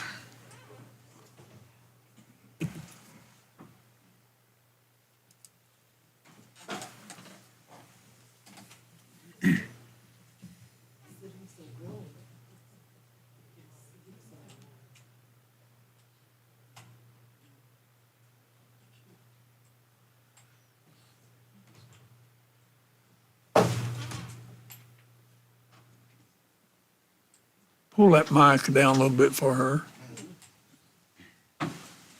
Speak loud enough. I know she wants to dance, but that's all right. It's okay. No, this is my first time coming to a meeting and speaking, but some friends of mine felt that something that was really disturbing me that I should come and speak. And that has to do with transit. Now, I don't drive, so I use transit for most of my places that I have to go. And last Tuesday, in fact, I had a medical appointment. I'd already made the appointment and everything, and I felt it might be a very important one. I'm having some serious trouble with the leg, and I was going to my orthopedist, and I had a feeling that he might have something good to do about it. And in the morning, because I hadn't gotten a call the day before, telling what time I'd be picked up, I called in the morning to ask. And the young lady who answered the phone said, "Oh, and that's in Silver, right?" And I said, "Yes." "Oh, we're not going out of town today because of the rain."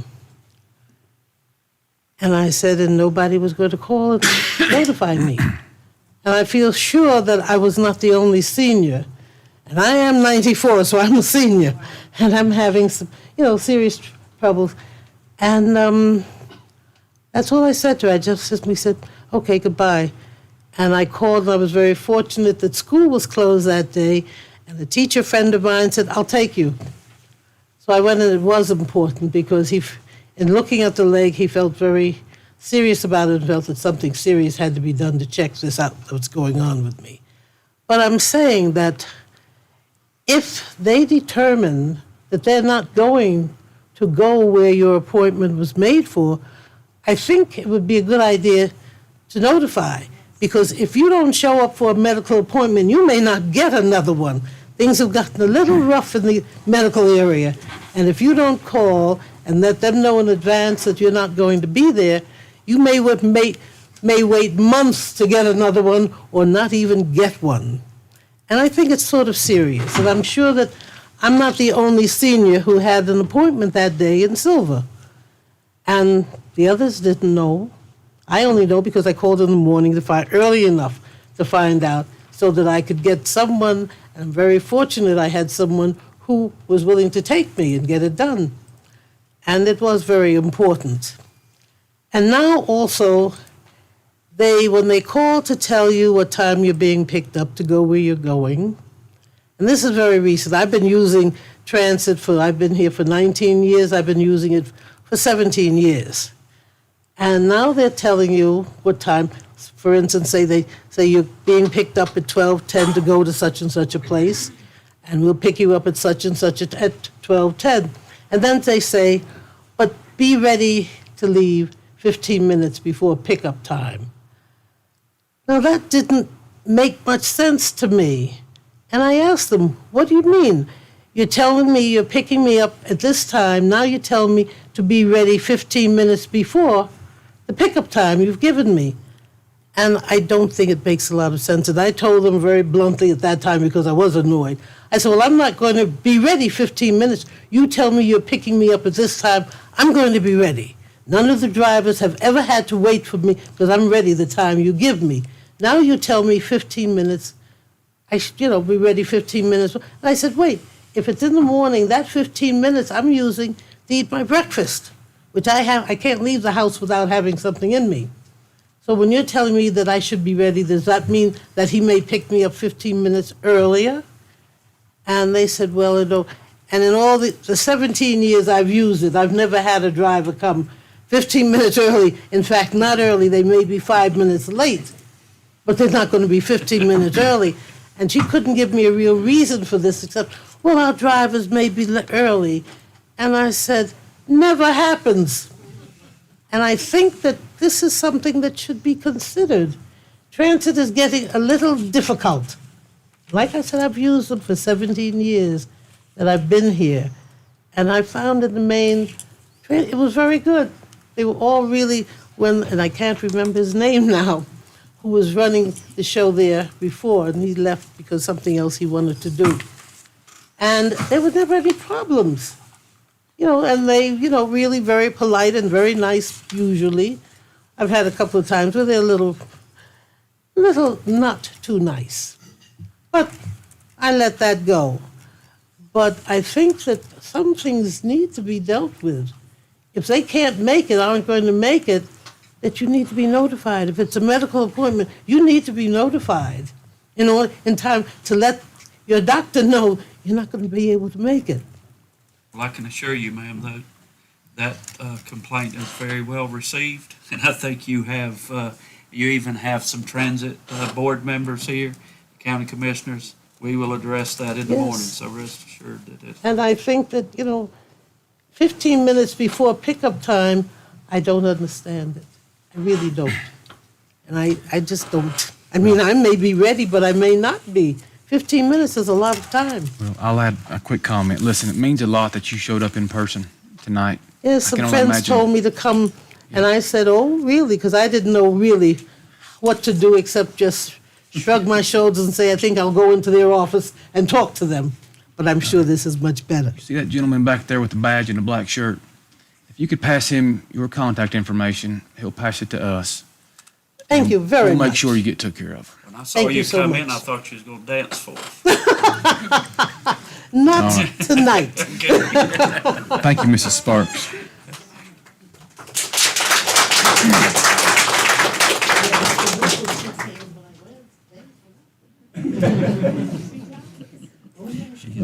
I'm gonna let her get through. All right, Mary Ann Ingram. Did she leave? All right. All right.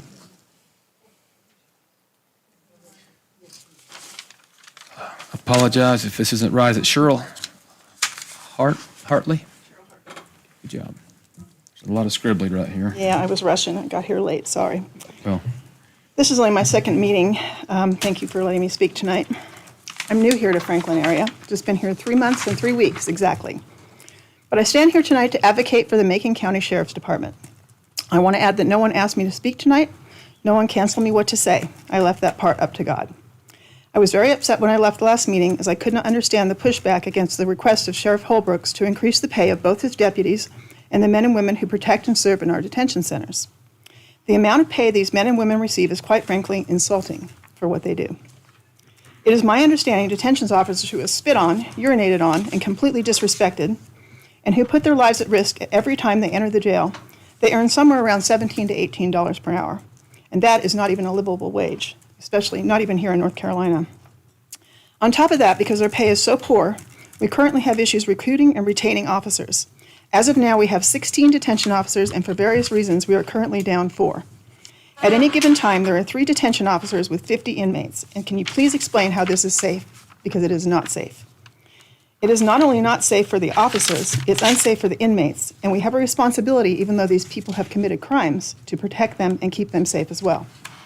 Sheriff Holbrooks made a plea at the last commissioners' meeting, and again, the pushback was especially from Commissioner Sherrill. If you listen to Sheriff Holbrooks, you heard him say he was not asking for a raise for himself, but for the men and women he shepherds. It was suggested to me that maybe the reason that Sheriff Holbrooks made his plea at this moment in time was because he's up for re-election and trying to win votes. And if you have let that thought cross your mind, I suggest that you don't know him very well. And you may want to take him out to lunch and get to know him just a little bit better. And while I admit I've not known Sheriff Holbrooks for long, I know integrity when I see it. And I say with the utmost conviction that Sheriff Holbrooks would never use his deputies as pawns to gain votes. He just would not do that. In the short time I've known him, I know him to be a man of his word. If he says he's going to do something, he does it. And I've also had the privilege of meeting Nick Louthouse and Eddie Costello, who have the same heart as Sheriff Holbrooks. These 3 men walk the walk, they just don't talk the talk. Sadly, I've not had the same experience with some of you. I'm still waiting weeks later for a promised phone call, a return text, and I had to almost call a supervisor to get my emails after 5 times returned. Although Sheriff Holbrooks can use the money allotted to him at his discretion, he should not be made to rob Peter to pay Paul. He should not have to decide between bulletproof glass for the sheriff's office and paying his detention officers a livable wage. It's ludicrous that he is caught between this rock and this hard place. He has humbly asked and needs your support and the support of this community. So tonight, I ask all of you to do the job you were elected to do by giving the man the funds he needs to do his job and keep his officers, the citizens of Macon County, and the inmates safe to the best of his ability. At the last meeting, I was taken back by how oppositional you, Commissioner Sherrill, appeared to be. Your despicable play of ego tonight cinched my decision. Sir, you will not have my vote. First, in order to not be part of the problem. No, I'm talking. First, in order to not be part of the problem, I have a couple of suggestions. I'm gonna give her a few First, let's not loop the sheriff's office in the same pay bucket as the county clerk. While both positions are vital, only one puts their life on the line daily.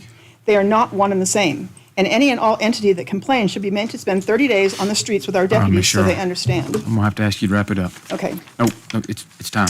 I thank you tonight. All right, thank you so much. I'm sorry. I'm gonna respond to that, Chairman.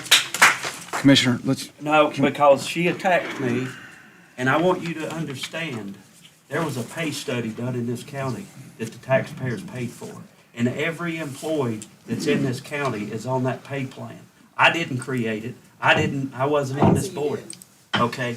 But we must go by that. display of despicable ego was what cinched me that I will not go through. Well, it doesn't matter. all right, Commissioner, I'm gonna move on. Mr. Matt Jackson, please address the board. Come on, buddy. Come on. Come on, buddy. You need lots of votes because you're not getting reelected. Come on, buddy. Better get her out of here. Hello, Matt. Hey, how's it going, everybody?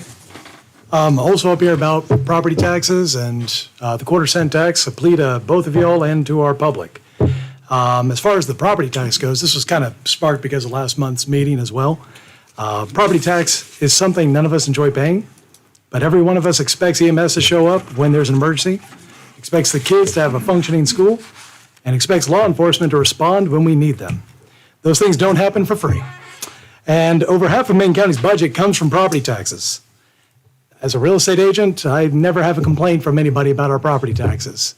And it's for good reason. Out of the 100 counties in North Carolina, we consistently rank among the lowest, if not the very lowest, in property tax rates. That's something to be proud of, for sure. But it also raises a fair question. At what point does being the lowest stop being a badge of honor and start being the reason we can't keep up? Being fiscally responsible doesn't mean spending less, it means spending wisely on what matters. The proposed quarter-cent sales tax, this is my plea to the public, the quarter-cent sales tax is a smart, measured way to support the services we all depend on without putting more pressure on property owners. We can't demand excellence and refuse to fund it. At some point, pride and low taxes doesn't keep the lights on. And since I have 1 minute and 40 seconds, real quick, this Valentine's Day, I love that there's a shelter, a vaccine clinic going on, but also at the Hot Springs Pool and Spa at Highlands Road on 556 Highlands Road. There is a adoption event sponsored by both the Appalachian Animal Services and ARC Animal Rescue. So love to see you all there. We're going to have plenty of animals, and there's even a balloon guy for hypoallergenic animals. They can make little balloon dogs for y'all. So that's all. Thank you, guys. Thank you, Matt. Thanks for the bribe. All right, Matt Jackson.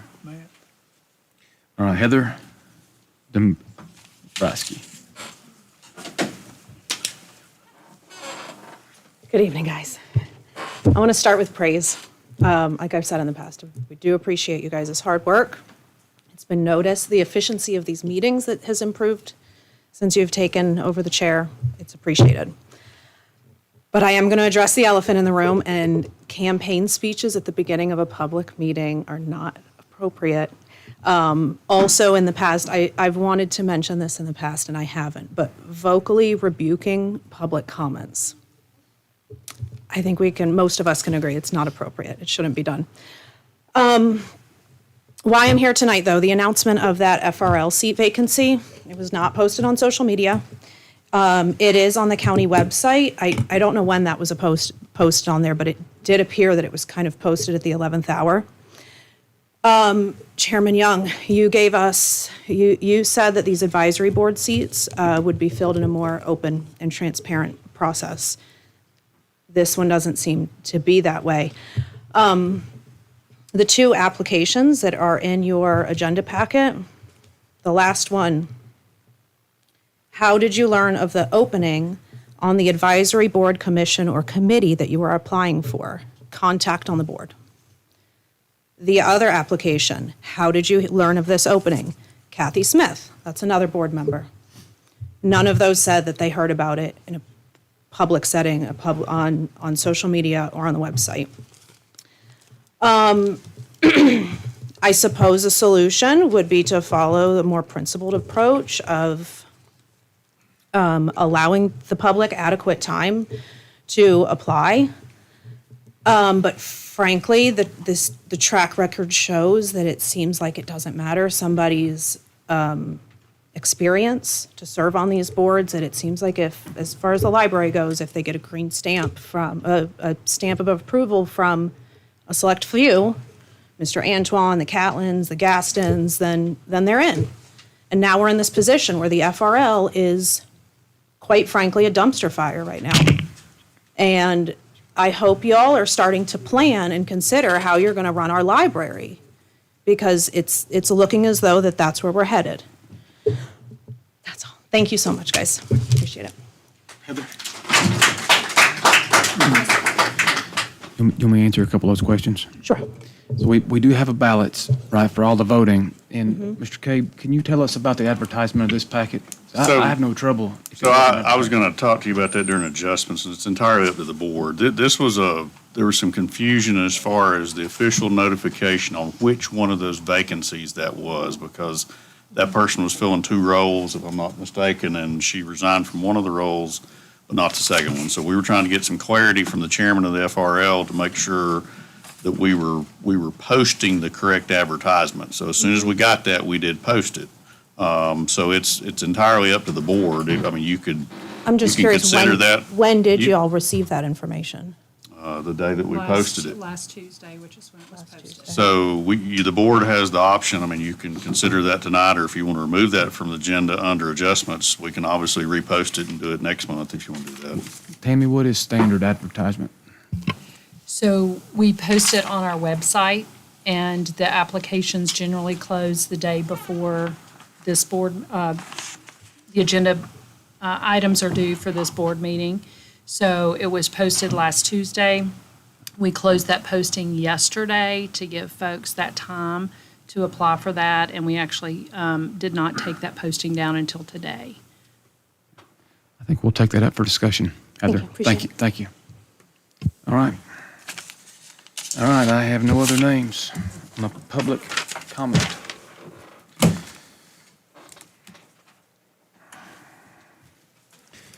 All right, looking for adjustments and/or approval of the agenda. Mr. Chairman, I think that would be up to the board to consider at this time if you want to remove item 13C, FRL Board of Trustees appointment, re-advertise till next month, or if you want to keep that on and consider that tonight. I think that would be the discretion of the board. And it was 13D. 13C, if you want to remove that or not.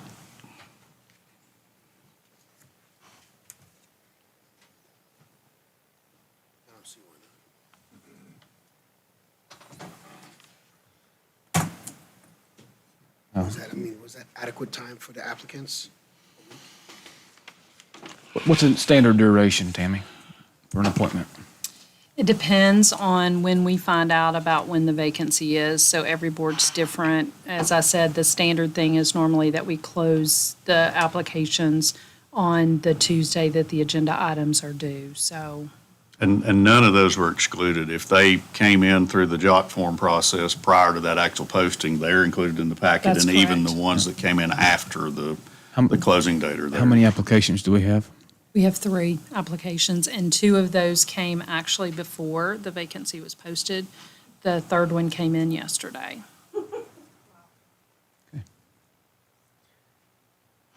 Look, I'm neutral on it. Whatever you gentlemen want to do. I'm ready to vote, I don't care. I'm Commissioner- satisfied with the applications, and I'll do whatever you guys want to do, so.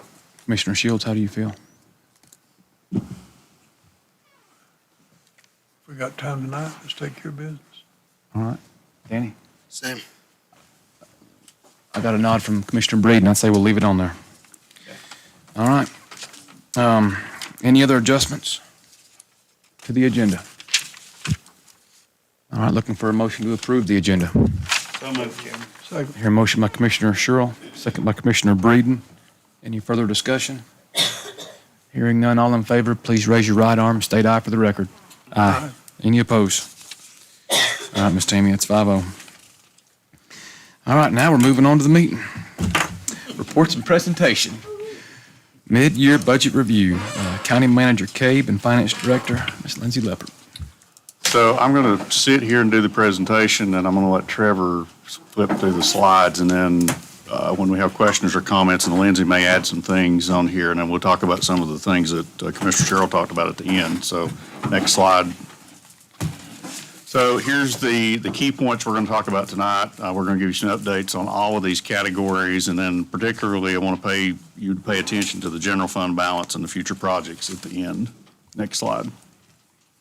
So this is your basic 5-month comparison on our sales tax revenues. If you compare first 5 months of this year versus the 5 months of last year, and you notice I say 5 months because typically it takes a month or so for those to be reported to us, which is why I'm not reporting out actually 8 months. But you'll see we look really good on sales tax revenues. That's roughly $700,000 increase over where we were last year. Now, obviously, we still have some time to go, but that's a good trend for us as far as those revenues coming in. Next slide.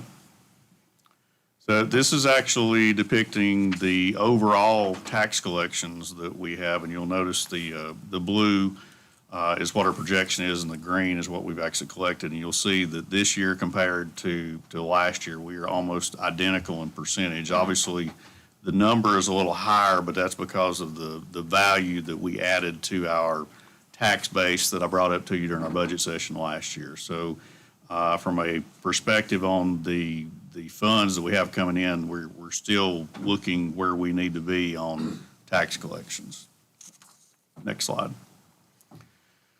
This is our total general fund revenues. Of course, tax collections are only part of that. We have other sources of funds that come in, and you'll see on those we're still trending basically in a good spot. You'll notice that the overall budget actually shows a decrease from $79 million to $73 million, which you have to take into consideration our operating budget's roughly $65 million, and then we'll have grants and other funds that flow in during the year that's additional funds that shows up as a total budget because you have to show those somewhere.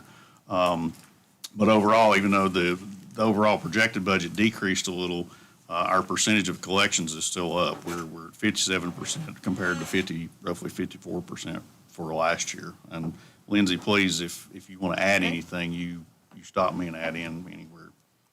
So next slide. The one thing that most people want to know about, obviously we have money coming in, but where's the money and is it going out?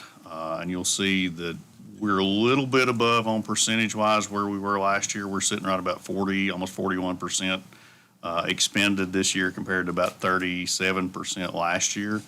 But when you put that in perspective, that's as of December 31st, which is the 50% mark of our budget. So essentially you should be right around the 50% mark. So from a financial perspective, that's still a really good spot for us to be in. You do not want that figure to be above 50%, or we're going to have some issues at some point coming to the close of the year. So we're still really pleased with that figure and hope that will continue on toward the end of the year. Next slide. General fund debt. This is a depiction through the year 2045 on our general fund debt. Of course, we've added some debt over the last year or so, but that continues to come down, and you'll see that from 2026 to 2027, even into 2028, we have some slight decreases, and then by 2029, you'll see those decreases. The decrease will be much greater than what you have now, and obviously, our borrowing power is based on there's a capability of funds that we can borrow. So when that comes down, that either frees up money for you for other things, or you can go back to that borrowing power and do other things with your money. We'll talk about unassigned fund balance in a few minutes, and one of the questions a lot of people talk about is, can you pay off some of that debt? Should you pay something down? Should you make that number lower, for instance, in 2026 or 2027? The answer is maybe, but it's not always a smart move to pay that down, because if you have a use for that money, You already have the money in the bank, and you're paying a really low interest rate because some of this debt service, Lindsay can probably tell you better than me, they're not new. They came into being during a period of time when interest rates were really low. So we're not paying much interest. And your money is worth more somewhere else than paying that debt off. So that's obviously something we can consider, but you have to look at the big picture. Rather than just making this chart look better, you have to look at the big picture economically for us as a whole before you make that decision. Next slide. We talk about general fund balance, and there's two columns on here. The blue column, or the one on the left for folks like me that are color challenged, will be the total fund balance. And then the column on the right, which is the light green, is your unassigned fund balance. You'll notice that the total fund balance didn't grow a lot this year. You saw some pretty good increases for a couple of years there in the millions of dollars. Last year, we were just a little over $3 million. This year, that was about $445,000, $450,000 increase on that, the fund balance as a whole, but your unassigned fund balance actually decreased a little. So that tells you a couple of things. We had some pretty big expenditures that we paid for out of that fund balance this year. You used that unassigned fund balance for a purpose. There was about a $10 million renovation and expansion of Highlands School that was paid for out of that.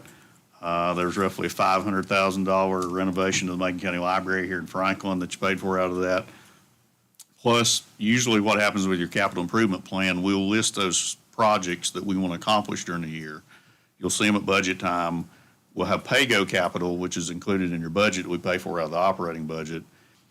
But we'll pick those improvement projects, capital improvement projects off one by one as we come back to you during the year.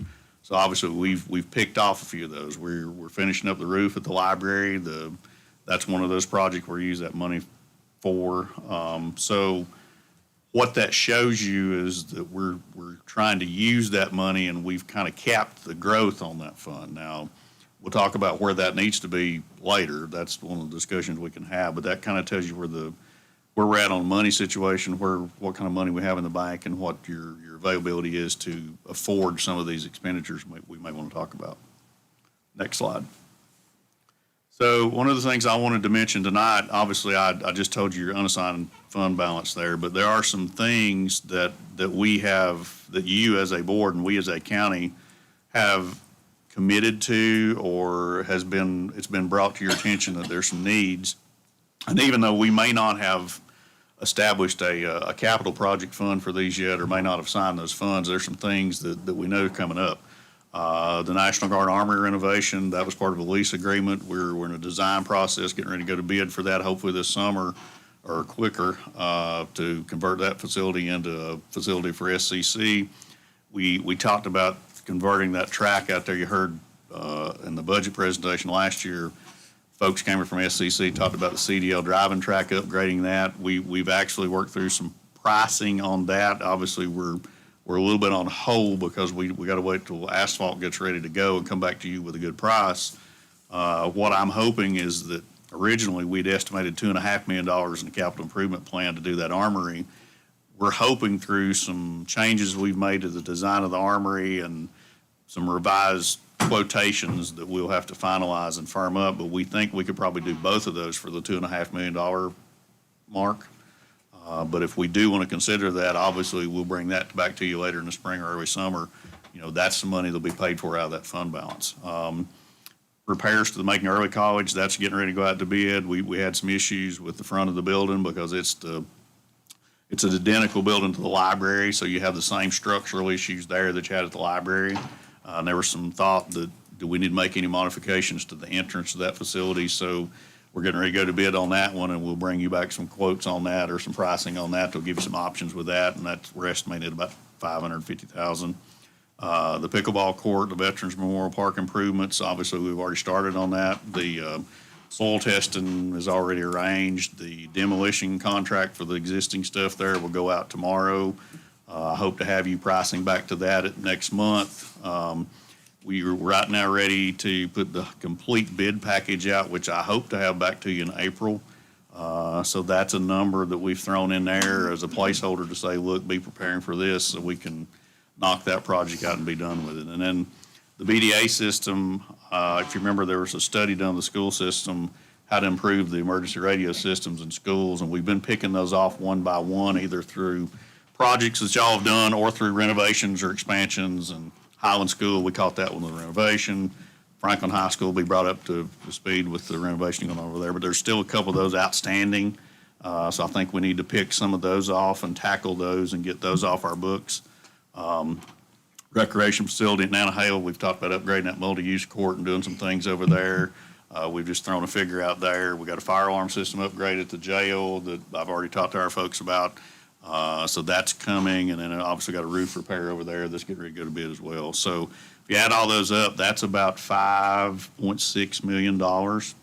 So you can think about the slide that was before there, and if you want to accomplish this list, which is already, it's already been something we've either talked about or we brought up or something that you want to consider, that's about another 5.6 that's going to come out of that undesignated fund balance that's on the other side for you using your money. So now, I think that was my last slide, but one of the other things that we want to bring up tonight, we're getting ready to start our budget process. Lindsay will talk about the budget calendar in a minute, or I will one, but there's a couple of things that we would like from a financial perspective from you.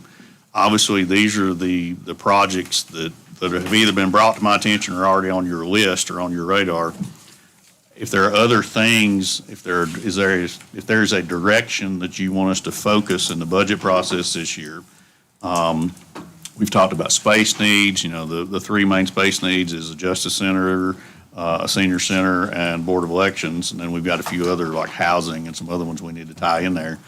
That's already on our thought process. So I would like to really have some direction from the board going forward, even if we don't have that direction tonight, next month, or even through the budget process. What direction do you want to go with these? We can certainly manage your projects and tell you how to fund them, but we need that direction from you to tell us this is where we want to head with these things. We put a lot of emphasis on maintenance.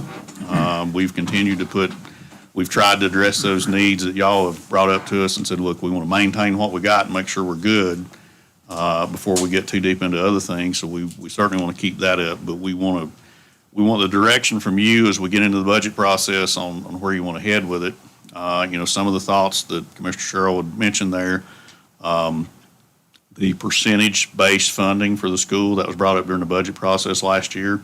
If that's something you want us to pursue, and when Lindsay talks about the calendar, I talk about the calendar, you'll see kind of what our time frame is. We just need to know a general direction you want to go with that. Does the percentage apply to just operations, or is it operations and capital, which is the stuff that they need to buy the bigger stuff? We talked about some of the thoughts have been, and last year we had about a $3 million increase to undesignated fund balance. So obviously we could have said, look, we'll take that $3 million and we'll put it in a capital project fund and we'll set it aside for things that come up. Well, this year we spent money out of it, so we didn't grow that fund much. So we had $450,000 or so growth. You can certainly do a policy, or you can have the board give us some guidance that you want to start earmarking or setting aside those funds and planning ahead for the future so you can make some educated decisions on how to use that money going forward. I don't have an issue with capital funds. You can certainly set those aside into a capital improvement project or a capital fund.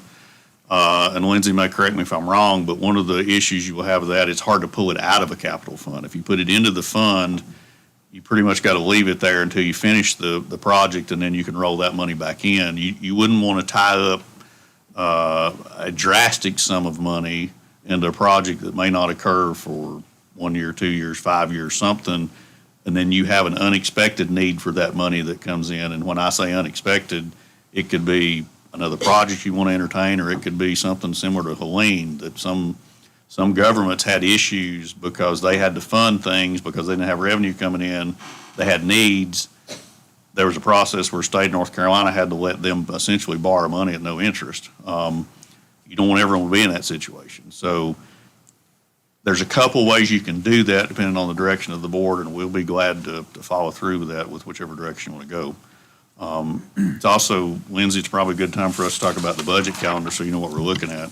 There is a copy of the budget calendar that's presented to you, and it starts tonight.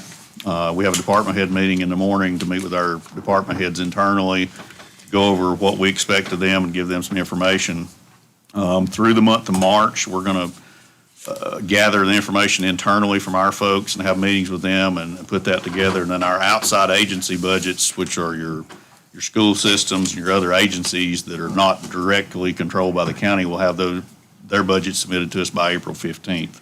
And again, as last year, I pretty much committed last year that I would have your proposed budget to you on May 12th, which is your regular meeting in May. And then that following week or the week after, we can schedule one or two or ever how many work sessions you want to do to talk about the budget with the intent of having the public hearing at the June meeting, which is June 9th, and vote on the budget in June. I like to set that schedule so I get it to you at that first meeting in May, so you have plenty of time to look at it. I made the comment in a meeting the other day, and I'll make it here. I don't tend to be political, but out of local, state, and federal, we're the only agency that got our budget approved last year. And my intent is to get it to you and get it done on time. So that's my promise to you. Lindsay, what have I missed? Nothing. Can you leave that on there? This? Yes. Yes, and I have paper copies too, if anybody. wants You know paper. what I'm gonna use it for. And I can give you paper copies too. It's based, and I will probably just make people aware of here and how to use the monies, and quarter, 1/4 of a penny. We'll talk about, if you can leave that on there, we can kind of remind the people that there's needs coming down the road and we need some monies coming in. And obviously, we're open, if you have questions about this presentation, if you want more information, we'll be glad to provide that for you. Whatever we can provide for you, we'll be glad to help you through the process. And again, we'd like some guidance from you, whether it's tonight or whether it's next month or whether it's as we get deeper into the process, to make sure we get you a product that you want at the end. Now, this will be on the 26 budget. This will be this year. Yeah, 26, 27. 26, 27. And I'll refer back to that when we, Well, Manager Carey can compile a list of my thoughts for open discussion for next month. How much, or what was the percentage that Macon County put into the school system total this year in Macon County schools? It's like almost 22% between that. 22%, about that included all Capital and. capital Yeah, I can and look. and all the unfunded positions in the school system. Yeah, we also, in addition to your operating monies and the capital monies that we put in there, there's also some solid waste monies that we put in there to offset their fees. There's some funds that go into the PULSE program, the internship program. So there's some incidental funds there as well. And then, you know, we talked about this last year. Of course, you have SRO positions, you have school nurse positions. So we can take a look. That's why we want to know, if you want a percentage, what do you want to include in that percentage, so we make sure we get you the information you need. Well, I think it would be helpful to have everything that Macon County has put into the school system as a total. So we can really do that. And the reason why is dealing with the state and the education process. Because I ask about the unfunded mandates and everything else. And what they look at is 70% of the cost to run the local school system is state dollars. And they say 20% should come from county dollars, and 10% is federal dollars. So, I mean, to me, if we're at 22%, I think the county is doing what they're expected to do according to the state. And that number does not include the positions, like, because those are included in, like, the sheriff's office budgets have their RO Right. and SRO, so I it's think, probably a little higher. right, and I think it's fair to everybody to know exactly what we're paying for everything for the Macon County School System. Any other comments? Didn't we used to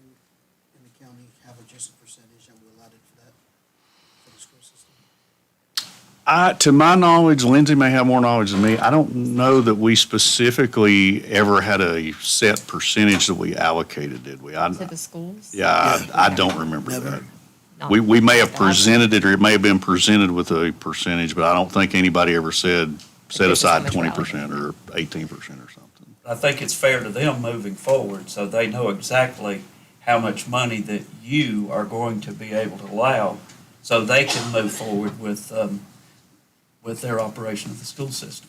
And then it lets us know that this is what you're getting, and this is the best we can do.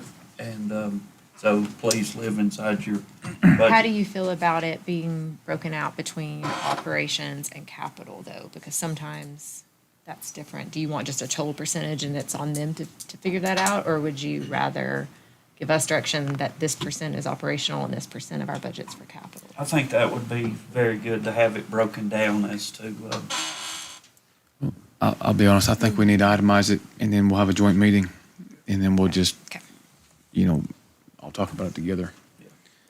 All right, any other comments? All right, update on the hiring. Good job, you two, by the way, thank you.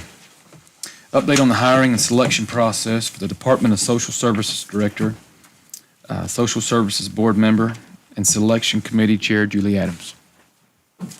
Welcome, Julie. Thank you for this opportunity to come and give you an update on the hiring process for the Director of Social Services. We've received a total of 6 applications.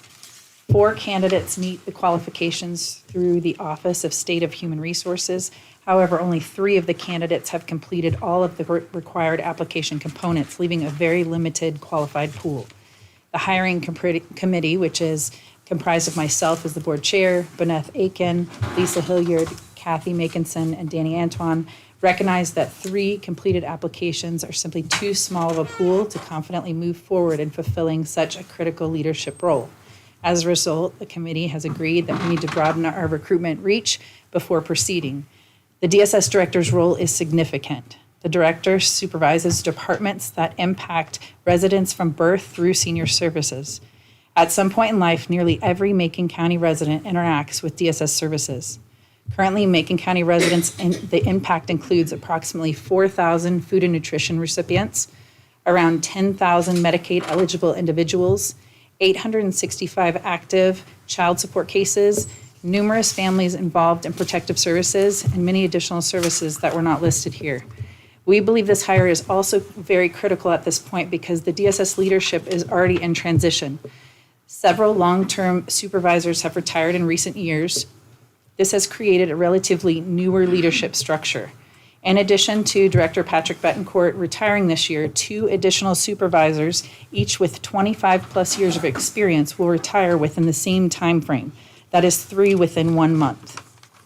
This represents a significant loss of institutional knowledge. It's also important that we learn lessons from other counties. Leadership gaps can have serious consequences. DHHS recently divested child welfare services in another county, citing lack of leadership as the factor. That makes the 5th county. Cherokee County previously faced litigation resulting in $24 million settlement paid directly by the county. And the settlement caused a county millage rate to increase 11 cents in a single year. These situations demonstrate why strong, experienced leadership is essential. There are several factors that are limiting the hiring pool. The DSS director candidate must meet very specific education requirements and extensive social service supervisory experience. Significantly limits the number of eligible applicants. So why developmental associates?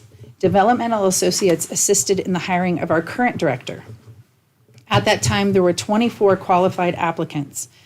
Final candidates were narrowed down to 6 finalists through the professional assessment. They specialize in recruiting and evaluating public service leaders. And they have staff members with DSS operations and director responsibility. They know director responsibilities involved in recruitment.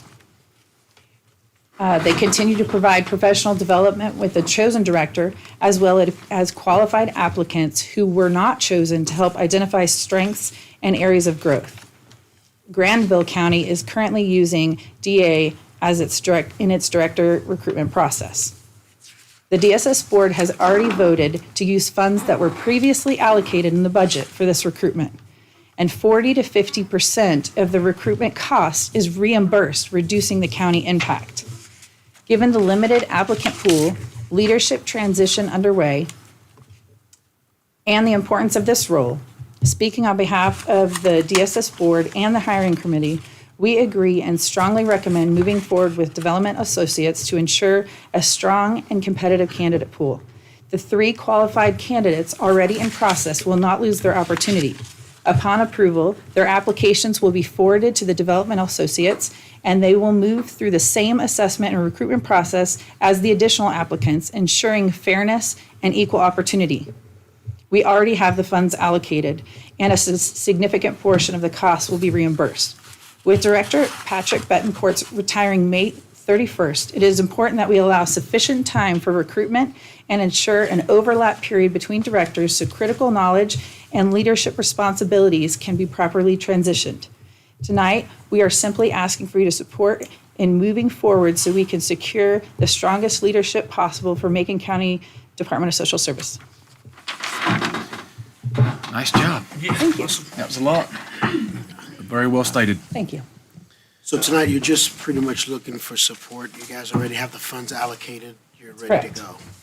And obviously, the sooner we move on this, the easier we can make that transition. I met with the team last week. They shared quite a bit with me with the application process. This is a pretty hefty position. There's a lot of liability with this position. And from what I understand, you guys use the same company To hire Patrick, yes. correct? Well, actually, if I would have done a little more due diligence when this was presented at the last month, I would have been able to understand it a little more. Actually, what was presented here, I took offense to because I felt like Macon County had the very good, knowledgeable staff to handle a hiring of a position. And so that's one thing that caught me off guard. So looking at it and speaking with some people that's been involved in this, I wrote a little statement down here. I said, after further review and understanding, I misspoke on the issue of hiring a new DSS director and the board's recommendation of using a company that specializes in this type of service. I now have a better understanding, and DSS had already budgeted these funds for this expenditure. I will stand corrected, and I will support what you're requesting. So, Motion? Well, I want to let everybody else. Does anybody have anything they'd like to add before? What's that? Anybody have anything else they'd like to add before I make a motion? can I ask one question, Julie? That it's not actually a line item in the budget. You'll have to move it from another account, correct? Is that right, Patrick? Okay, because I was going to say, I'm Okay. not saying you don't have it, but it's not available, Yeah. like in your contracted services, because, okay, as long as you can move it. And just for the record, would you let everybody know what this process costs and the amount of money that you will be reimbursed for this expenditure? And it would actually be, I was absolutely shocked by what this company actually does in this hiring process. It costs $26,000, and I know that we'll be reimbursed 40 to 50%. I'm not exactly sure of a number.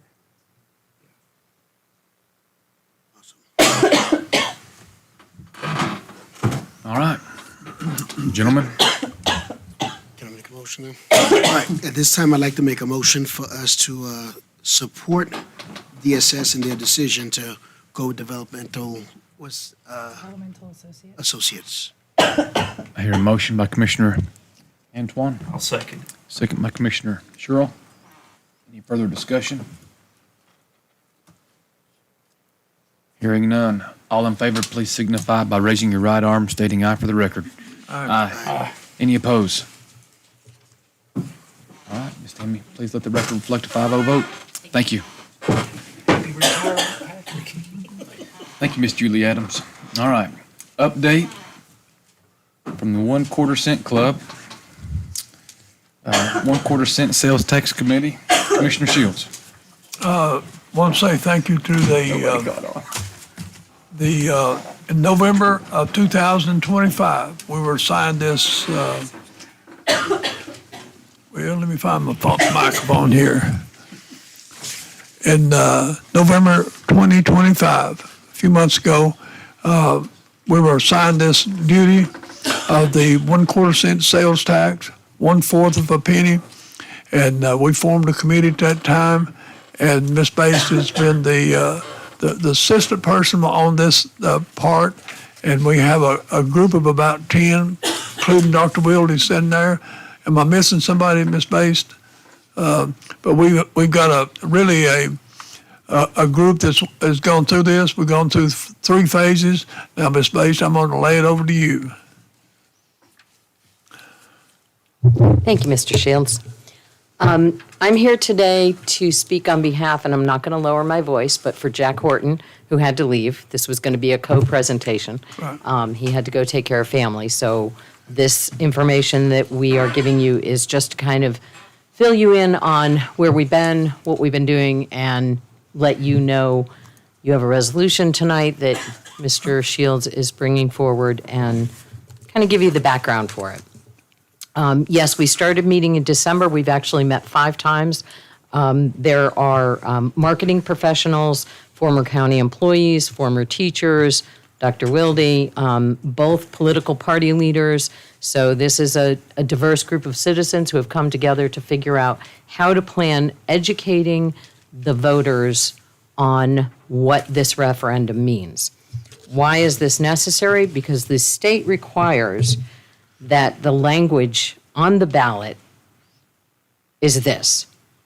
It says, for, against, local sales and use tax at the rate of 1/4%, 0.25%, in addition to all other state and local sales and use taxes. What does that mean? That means nothing to our voters. It's what's required by the state, and this is complicated. So we feel that it's important to educate the voters on what does it actually mean if they vote for it or if they vote against it. One of the guiding principles that we've been using is the North Carolina Association of County Commissioners. They have looked extensively at what the actual law is and how that law is interpreted. So much of the information that I gave you on this little handout, which, by the way, if you can see how many notes I've made on it since you've got it in your hands, you can disregard what's in front of you because there's a lot more, but it's a starting point. Around us, we are the only county within 7 counties, as Mr. Shields describes it, Region A, that has not adopted this 1/4 of a penny local sales tax. We're the only one. And Mr. Horton wanted you to know Cherokee, Clay, Graham, Haywood, Jackson, and Swain all have adopted it. Sometimes it didn't happen right away. The only ones, Jackson and Haywood, adopted it on the first time it was on a referendum. The rest of them, it took 3 times. So this is our 3rd time. So we're thinking 3rd time's a charm. The voters, fully educated, may decide to vote for it. They may still vote against it. But we feel it's important that they know what they're voting for. So, and just to go over south of us, Rabun County's tax sales tax as of April 1st, 2026, will be 8%. It is currently 7%. They adopted it a while ago. Know that the county commissioners, you are not obligated to levy the tax if it gets passed by the voters. So the current Board of County Commissioners, once the voters decide, you can go, okay, that was nice, and we don't want to levy that tax. So know that this is not forcing you to levy the tax.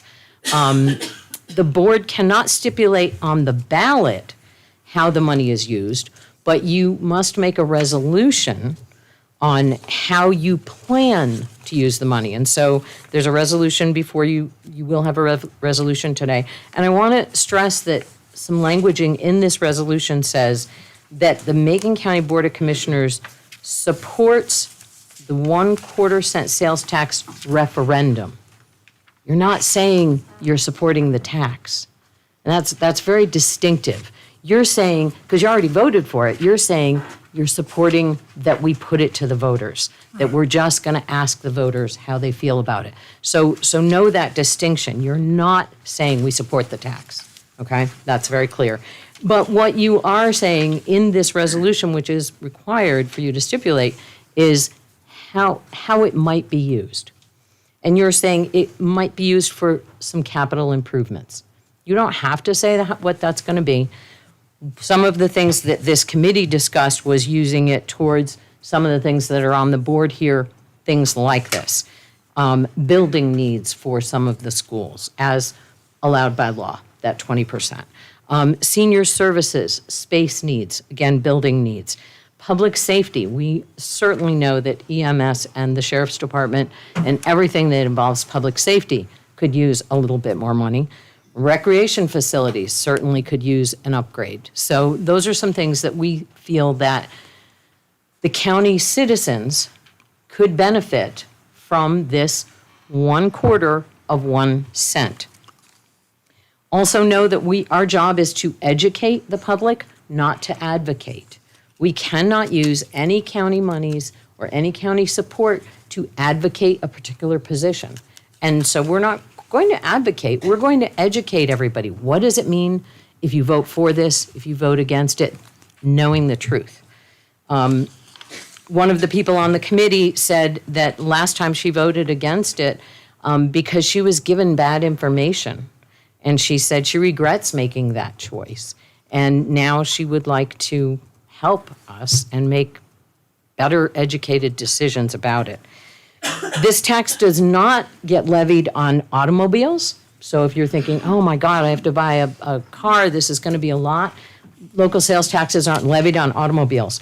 Medical supplies, things like wheelchairs and things like that, not levied on that. Not on gas, not on groceries, and not on prescription drugs. So people need to know what it's going to go against and also know that a fair portion, and it's hard to determine what that is, a fair portion of it is going to be what we call a visitor tax.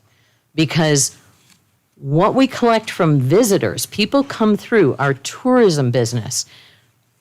Other than bed tax, that doesn't stay here. It doesn't. And so if we can put that 1/4 of 1 penny on our visitors or tourists, however you want to call it, we're actually getting outside money to fund some of this stuff, rather than having to, at some point in time, because we know everything gets more expensive, increase property taxes. We have the lowest. Everybody loves that. That's a great thing. And still taxes go up because our land rates go up. So that's another whole complicated thing that we have to be able to talk to people about. So we have a plan. First was to educate ourselves, to find out exactly what it means and how we can help this move forward. The next part is going to be figuring out our marketing plan. That's why we have 2 marketing specialists to create our phase 2. We are going to present to you in hopefully the July meeting, County Commissioners meeting, so that we can tell you, here's where we're at, here's what we're going to talk about. Phase 3, we're not going to talk to the voters publicly about this until August, September, and October. We don't need it to get lost. We need it to be much closer to when ballot time actually is. And we have a plan already that we are going to be visiting the community centers, clubs, organizations, the public, however we can get this information out in a variety of different media so that they can understand and make an informed decision. So I think that covers everything, Jeff. How much money? How much money? How much money? It's a moving target because it changes by how much is purchased in this community, but it can be, currently it's estimated at $2.3 million that we can collect on a one little tiny 1/4 of a cent. And a lot of people, we've already been talking to people kind of floating, how does this how do you feel about this? How does it affect you? Well, if you spend $100, it's going to cost you another 25 cents. Mind you, it's not on gas, groceries, automobiles, prescription drugs, or medical supplies. But on $100 of anything else, it's going to cost you 25 more cents. Okay? If we talk about, I don't know, buying something that's bigger and more expensive, let's say we spend $25,000, it's going to cost you $62.50 more on a $25,000 purchase, not a vehicle. And this money at $2.3 million is equal to what in property tax money? Oh, I don't know. 2 pennies. 2 pennies. 2 pennies. Yeah. 2 pennies. If you, this $2.3 million for a quarter of a penny brings that in, that equates to, if you try to bring that same amount of money in through your property tax, it's going to be 2 cents going up on your property tax. So this is another one of those situations where it's a blessing that we have this opportunity, and we just we need everybody's help. Dr. Bill, anything you need to add? You've been with our group, but we're fixing to go into the marketing piece in another week or two, and that marketing piece will be every time you turn on your computer or something, you're going to see something. Not until August, but we're going to be working on it. Right. Yes. But we're going to put this piece together, then we'll let the board know what it is. And that last 3 months before November, hammer down. Yep. So we just wanted to make sure that you understood kind of where the committee's at. I really appreciate you asking me to be on this committee to serve with Mr. Shields because he's so great to work with. So, do you have any questions? Anything? Absolutely do. As I've stated numerous times before, if there's a fair tax in the world, it's sales tax. However, I have been contacted by numerous people that said that they have been told if we don't adopt this quarter of a penny sales tax, property taxes are going up. And I said, that is an absolute false statement. There has been no communications with this Board of Commissioners to raise property taxes. Now, if you take that $2.3 million and you want to really target the outsiders and the vacationers here at a tune of how much money? $2.3 million. No. How much is it projected that outsiders will bring in to this county? It's 600,000? It's a hard move, 40%. Okay. 40%. So 40% of 2.3 million. Okay. That's quite a bit of money. Okay. A path moving forward, we don't have anything etched in stone for capital improvements. Correct. So that's a hard thing to sell to people. Now, if you really, truly want to target and create revenue by outsiders, then you reduce the same amount of money off property taxes, so the property owners do not pay in additional funds. That's how you target an outsider. Now, if we had a plan moving forward and we could present that to the voters that this is exactly, we have to have this money in order to do these things, it would be one thing. But I'm not saying that I'm against it or for it. I know what the needs are and everything else. But, when these people started talking to me about, well, we have a choice. We can either do this or our property taxes are going to go up, that caught me off guard. I'm not sure who is saying that because this committee I've is said not. that. I've made that comment Okay. numerous times. Okay. And I'll be Sorry. honest with you. So I don't want to interrupt, but I just want to put my Okay. name attached to that. Okay. And I genuinely feel that way. I feel like the way our budget is turning right now, we're due a mill rate correction. And my suggestion was just that. You raise property tax, you have to balance. Essentially, where do you want to get the money Part from? of what the committee talked about with that, Mr. Young, is the fact that property taxes go up anyway because the value of our property goes up. So it's not across the board, because if we're talking about the mill rate of property taxes versus what is, if my property tax is $800 this year, and my value of my property, if Matt Jackson can sell my property for more at the end of this year, then that property is rated at more, because in general, our property values have gone up. So my property tax is going to go up. So we decided we don't want to go with that conversation because it's very confusing. Our goal is to not confuse the voters. And I hear what you're saying, because it seems like this is an easy solution. But the reality is, and we want to make sure people understand the reality with it, is that if my property is more valuable at the end of this year than it was last year, my property tax will go up because it's more valuable. If I sell my property, that's going to be more tax on that particular property. So that's confusing. The other reason why we didn't want to talk about that is because there are a lot of people who rent in this community, and renters go, not going to affect me, I don't care. And so what we want to do is have a very broad brush so that people can understand the concept versus very specifics, because you're not going to say, I'm voting for that, whatever that line item is. But we can say the things that can improve are the recreation, the roof at the detention center, the various things that the county needs that puts pressure on you gentlemen to, when you have this budget meetings that are coming up, you have a lot of pressure of where is this money going to come from? How are we going to juggle it this time? You keep the property taxes very, very low, and that's important, and that's a sense of pride for many people in this community. And on the other hand, I look back and I go back to the airport. Gosh, the airport's beautiful. And if you haven't been to the airport lately, you need to go to the airport because it's beautiful. And you come in the airport and you go, this is fantastic.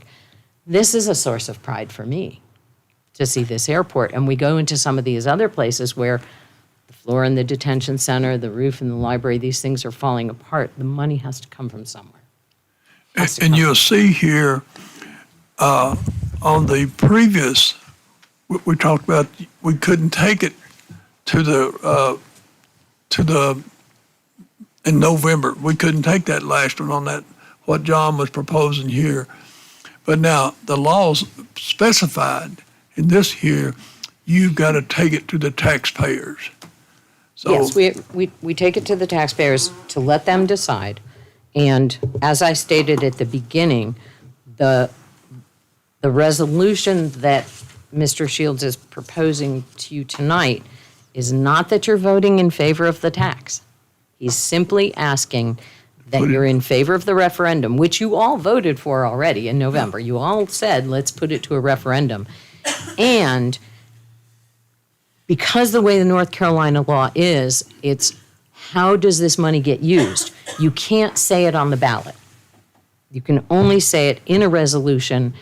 If this passes and the community wants it, here's how we would plan. Doesn't even say how you have to use it, and doesn't say that you have to do it. You can, everybody can go, yep. 90% of the county can go, yep. And then you can go, you know what? We're not going to do it. And you don't have to. But what Mr. Shields is asking tonight is that you say, okay, if this all passes and all is well, and we go by the will of the voters, then this is how we think we'd like to use it for improving some of these things that desperately need improving. That's all. Okay. Betsy, Yes, sir. I can afford to pay more. I mean, I don't have a lot of money, but I can afford to pay more. And but unfortunately, there are a lot of people in our county that absolutely cannot pay $1 more. So, or they don't buy their medicine, or they don't buy this. I mean, my mom was in that position, and I've stated it before. And there are numerous people out there that cannot afford to pay anymore. As a businessman, I understand it takes money to make money. Mm-hmm. How do we get to where we need to be without penalizing the people that can't pay more? And my ideal is if we had a capital improvement fund that part of this fund balance went to that capital improvement fund. And it's hard to sell when we've got $50 million in the bank of people's money. We're not broke. So people are looking at that. So if you take part of that, you take 20 to 30% of the undesignated fund balance, you put it in and that's what you limit that to, is 20 to 30% in the undesignated fund balance. The rest of that money would go, and we could set policy that that fund balance should never go below 20%. Okay? So my deal is I've heard it out of a lot of people in the county. I want to pay more. And thank your blessings that you can pay more. So my deal is I would challenge 20,000 people in this county. And I'll start it.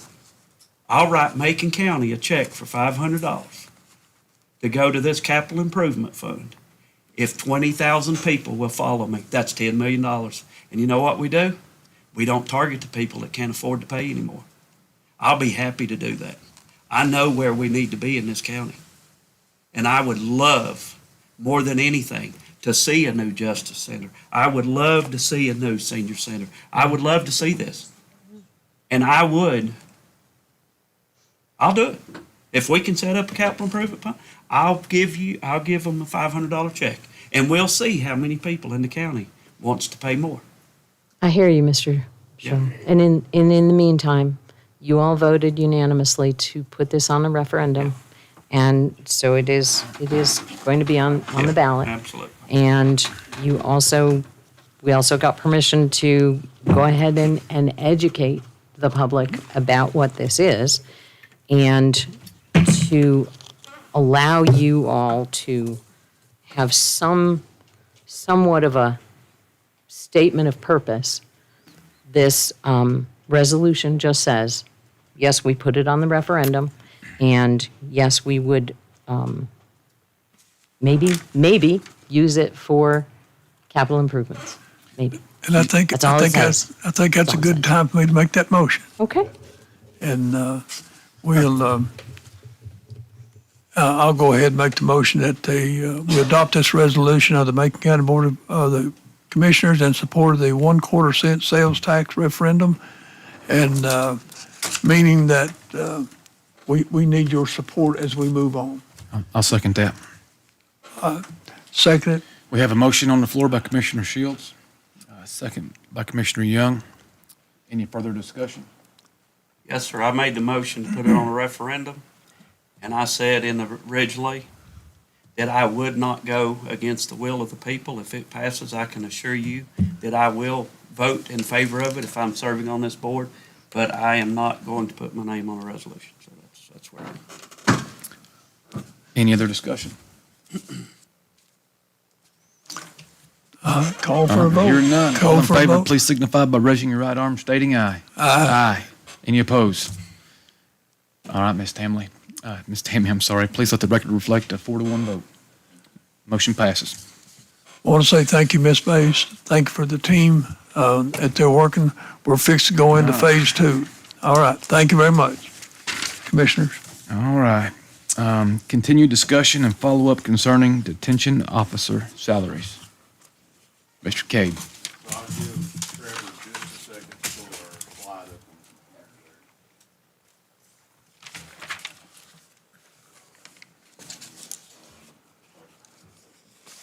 there. That lady left.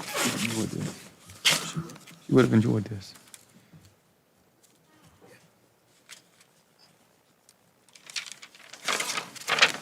So last month, there was obviously a discussion on how to make some adjustments, or if we could make adjustments to the detention officer salaries. So our finance and our HR folks actually went through the process over the last month to calculate a dollar figure.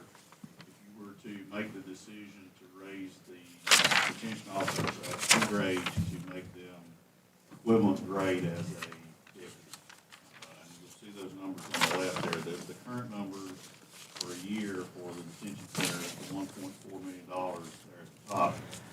If you were to go through a 2-grade reclass, that raises that figure to $1.56 million, which is almost $125,000 increase over a period of 12 months, if you were to do this, this would be your annual budget increase. If you were to make that choice and go ahead and do that now, and make it effective on February 23rd, which is the beginning of the next pay period, that's a total of $44,138, right at $45,000 increase to those different accounts that affect salary and benefits, et cetera. On the bottom over there, well, if you look at the detention officer salaries over there, it shows some of the different, like the existing rate, current rates of $17.64 all the way up to $21.76. Sorry, I'll turn my mic on now. You'll notice that that's the current rates over there, and then the new hourly rates, if you were to do a 2-grade increase, would be on the left there. So for instance, $17.64 would go to $19.45 an hour. And there's some examples there at the bottom. They actually work an 86-hour week, so of course we have to calculate that out to make sure that dollar figure is covered per year. You'll see, for instance, a detention officer right now currently that would be making $39,451 on their current salary would go to $43,495. And then we did include the deputies in there just to show you the comparison on what they're making to show how comparable the rates are. But essentially, it's the board's discretion if you want to consider that tonight and make that change effective on the 23rd for that $44,000, almost $45,000 change. And I let them absorb it in their existing budget. Lindsay actually spent some time looking at her budget, and we do think that there are some ways that money, they can cover their expenses they've got. They've got some things coming up. They've had some medical expenses they've had to deal with. But even with all those, we do think that there is money there that they could absorb this year to cover that dollar figure. Or if you want to wait till July, then obviously we'll know going forward as we go through the budget process, it's $125,000 change that we need to plan into the equation for next year, no matter what. So. Sheriff? There's no name. Warren already touched on it. Thank you, sir. Thank you, Lindsay. Gentlemen? Rock and roll. Listen, after last month's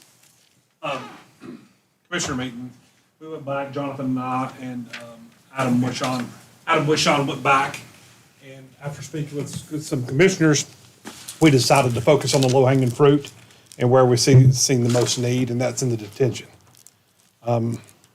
We have 4 vacancies right now, and I don't know if we have any applicants. It's tough.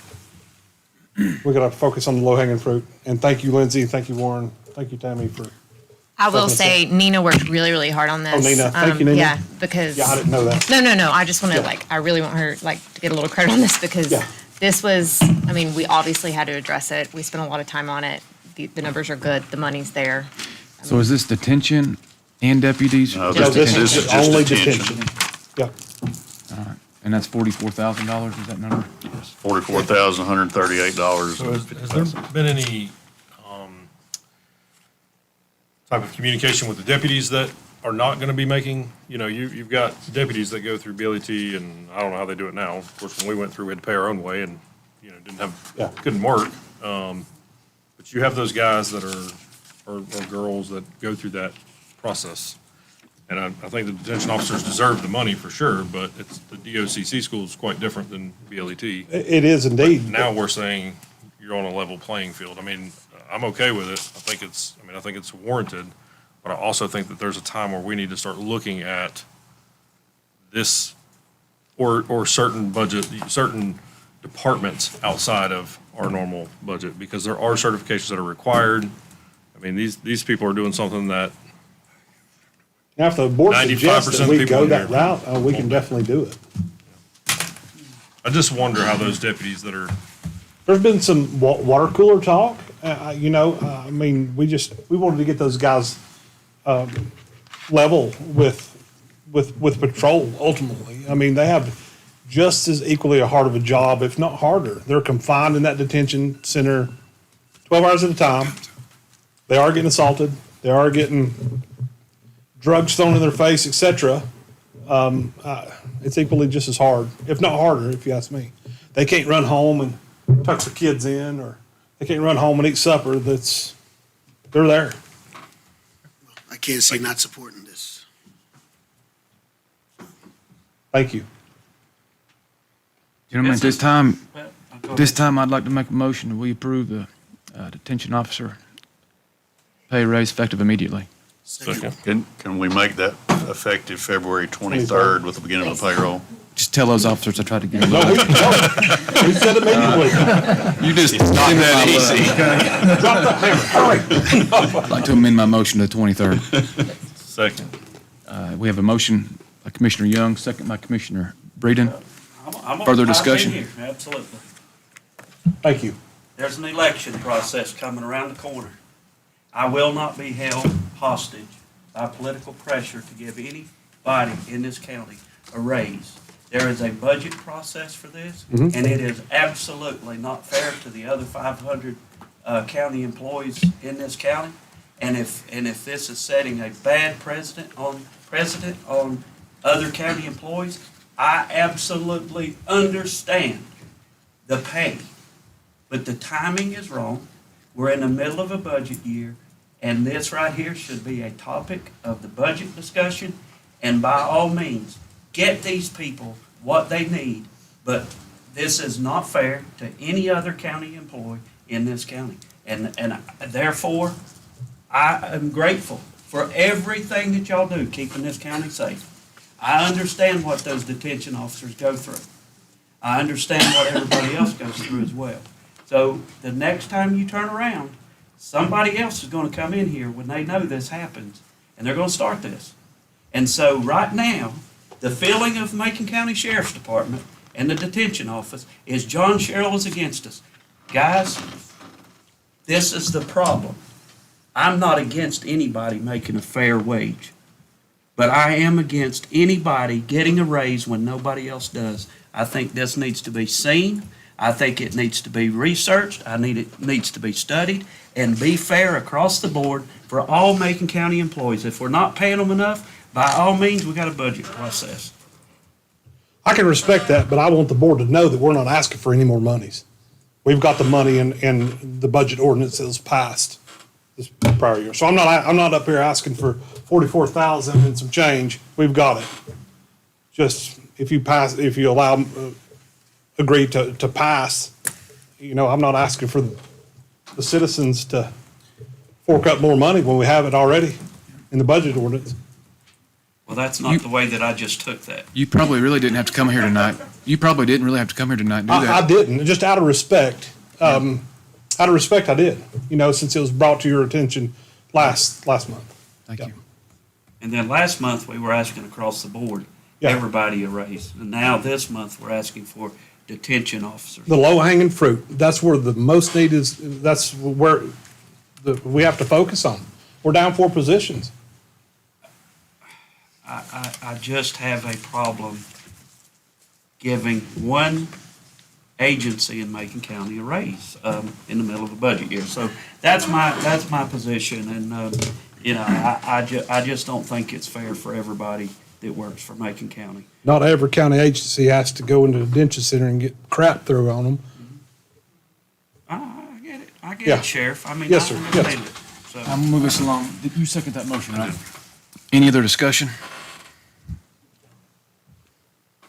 Hearing none. All in favor, please raise your right arm. State aye for the record. Aye. Oppose? All right, Ms. Tammy, please let the record reflect a 4-1. Thank you. I'll vote, motion passes. Thank you. All right.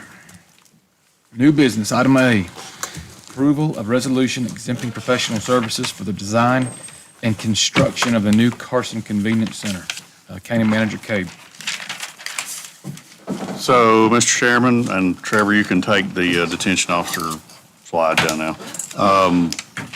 Obviously, we've been talking about Carson Convenience Center, and we want to get that project moving, and that's been on a lot of folks' minds. And I told you as soon as we could get past some solid waste stuff, we would start moving with that. Obviously, we're also still waiting on some grant information that should come in the next 2 weeks, but we do have a fund balance that we can use some on solid waste side at the moment. So I thought it was prudent that we go ahead and get the design process started out there.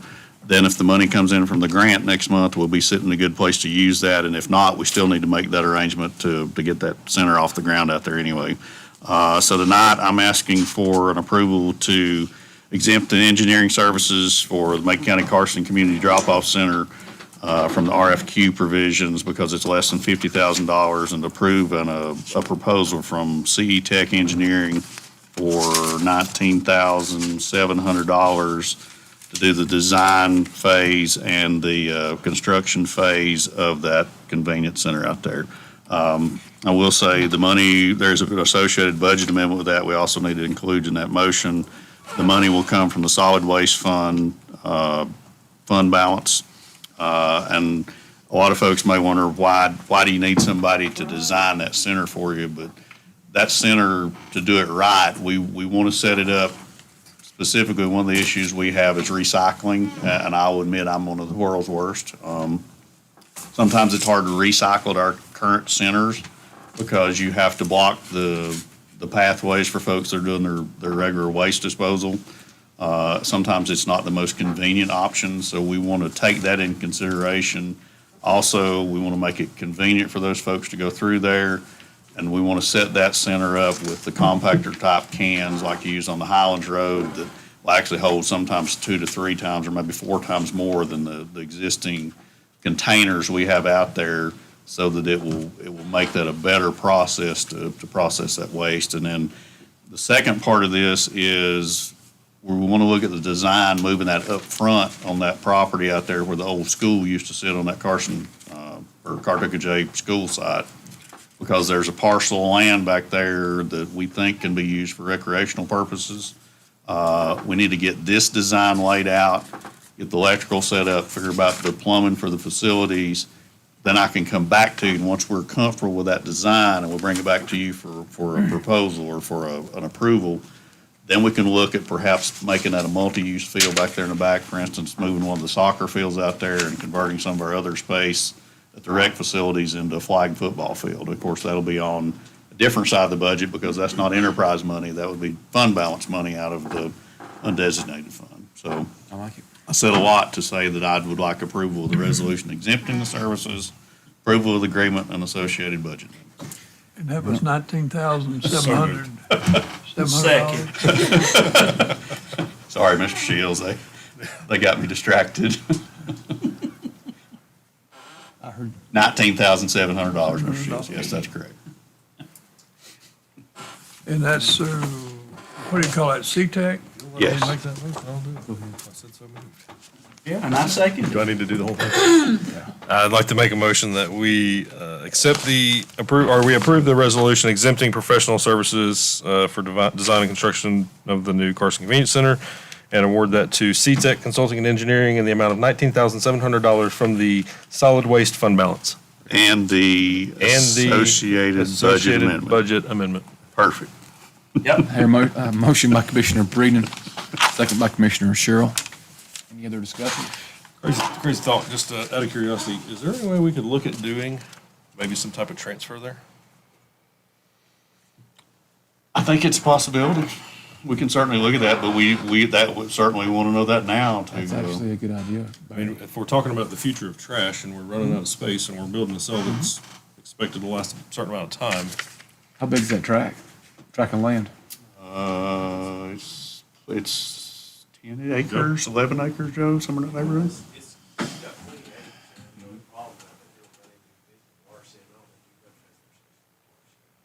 And that was the other reason we actually want to move that up to the front, was that property in the back to see if it's used for rec. But we can certainly explore that as part of this design process.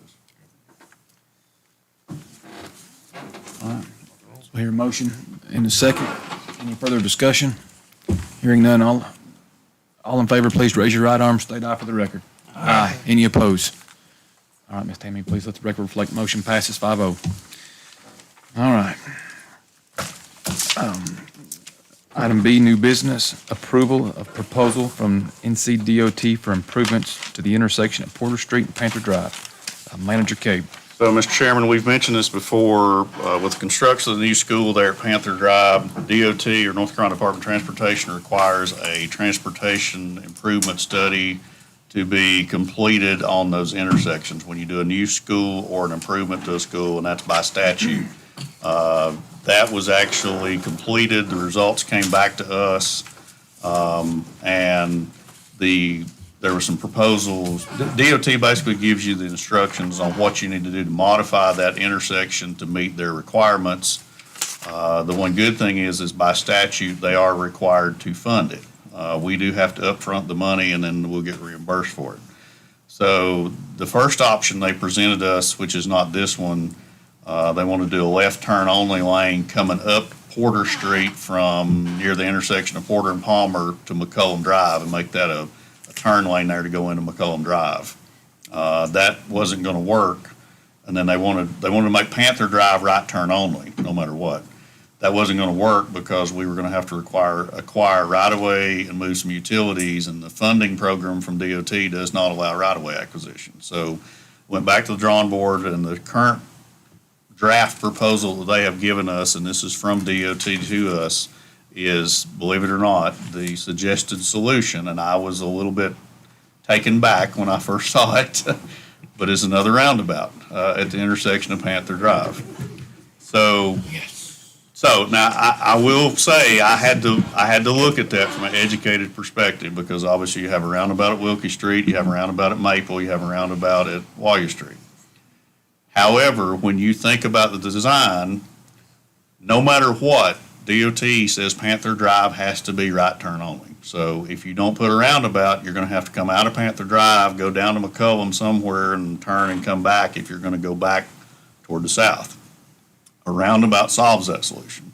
It also solves your solution of your traffic coming up the hill and having to stop and turn left into Panther Drive, because they can rotate the roundabout and go into Panther Drive. And then we will have 2 lanes going into Panther Drive to handle the intake of traffic based on a traffic count to keep that flow going in there.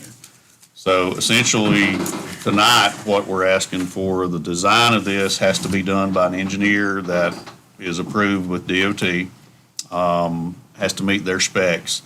The engineer that works for Carroll Daniel or works for LS3P that actually does the school is Wade Trim.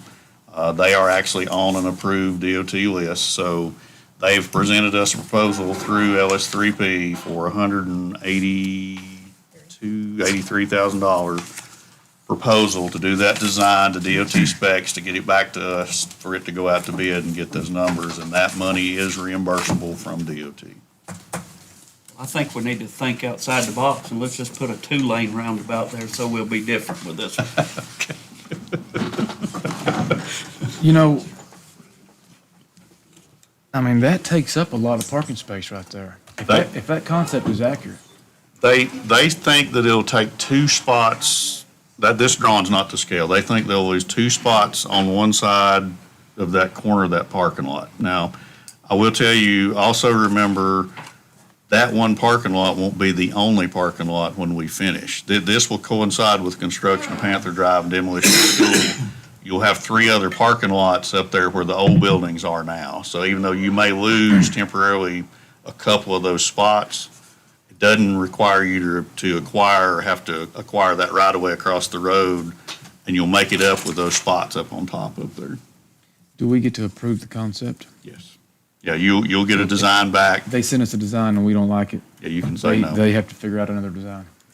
That's correct. The requirements would still be the same as far as Panther Drive exiting to the right and the controlled entrance.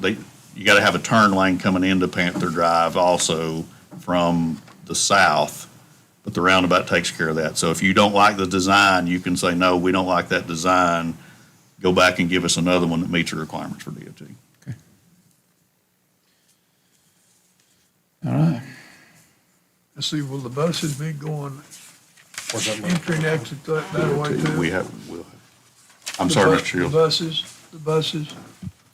I think that's up to the high school. I don't know that they have specifically told us which exit the buses will take, but that main entrance there will be capable of handling buses. The roundabout would be big enough to handle buses. We have a lot of a lot of parent traffic, student traffic in the same vicinity there. Yes, and the money, that would need to be a budget amendment from the fund balance to this account that or this line item that we've previously used for surveying of that location as well. All right. All right, here we go. I'd like to make a motion that we approve the proposal from the NCDOT for improvements to the intersection of Porter Street and Panther Drive in the amount of $183,000 coming from general fund balance to, what's that account, line item? I would say the corresponding budget amendment. The corresponding budget amendment. It's the project fund. Hear a motion by Commissioner Breeden, Second. We second get some money by back. Commissioner though, right? Antoine. Reimbursable. Any other discussion? Hearing none, all in favor, please raise your right arm, state aye for the record. Aye. Any opposed? All right, motion passes 5-0, Ms. Tammy, thank you. All right, any thoughts on the consent agenda? Hear a motion by Commissioner Breeden, second by Commissioner Antoine. Any discussion? Hearing none, all in favor, please raise your right arm, state aye for the record. Aye. Any opposed? Motion passes 5-0, Ms. Tammy. Appointments. We do have 4 different appointments tonight.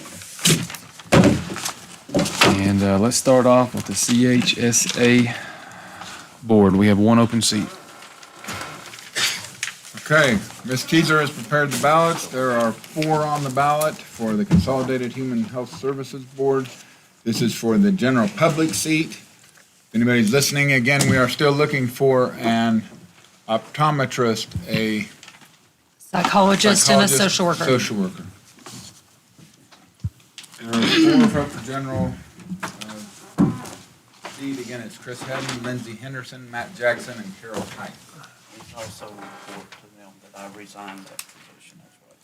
Yeah, and so this, Commissioner Sherrill did resign from his position on the general public seat at the Consolidated Health Services meeting last month.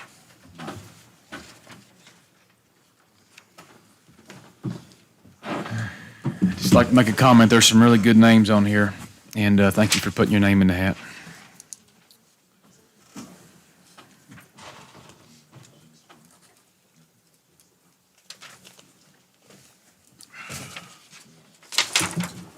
Who'd you vote for? Who'd you vote for? I think that's what I voted for one time before. You're about to hear it, ain't you? Huh? You're about to hear it. Yeah.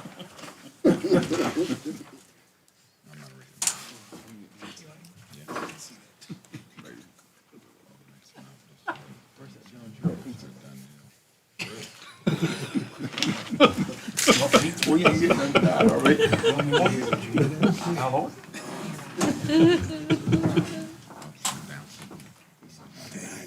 Okay, so the ballots are in. We have Chairman Young voted for Chris Hedden. Commissioner Antoine voted for Chris Hedden. Commissioner Shields voted for Lindsay Henderson. Commissioner Breeden voted for Chris Hedden. And John Sherrill voted for Chris Hedden. So I think that's 4-1. We have a majority. I think that the board would entertain a motion approving that appointment. Hear a motion by Commissioner Antoine, second by Commissioner Breeden. Any discussion? All in favor, please raise your right arm. State aye for the record. Aye. Any opposed? Motion passes 5-0, Ms. Tammy. Thank you. Moving on to the Board of Equalization and Review. 5 seats. So on the Board of Equalization and Review, there are 5 recommended people. There are the 5 seats that need to be filled. These are the same 5 people that have served certainly last year and possibly several years. Those are Christine Flagg, Donald Holland, Richard Leitner, William Bill Trick, and Dwight Benson. And those are the 5 seats, unless I think the board can either move to accept or pass and consider additionals. Make a motion that we accept the 5 applicants. Second. Hear a motion by Commissioner Sherrill, second by Commissioner Shields. All in favor, please raise your right arm. State aye for the record. Aye. Aye. Any opposed? Motion passes 5-0, Ms. Tammy. Fontana Regional Library Board, 1 seat. Yes, this is the unexpired term previously held by Marcia Moxley. The term then will end on in August of 2027.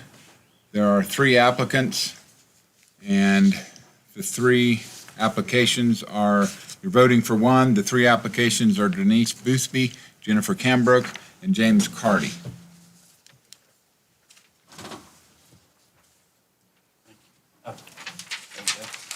I'll take it, yeah.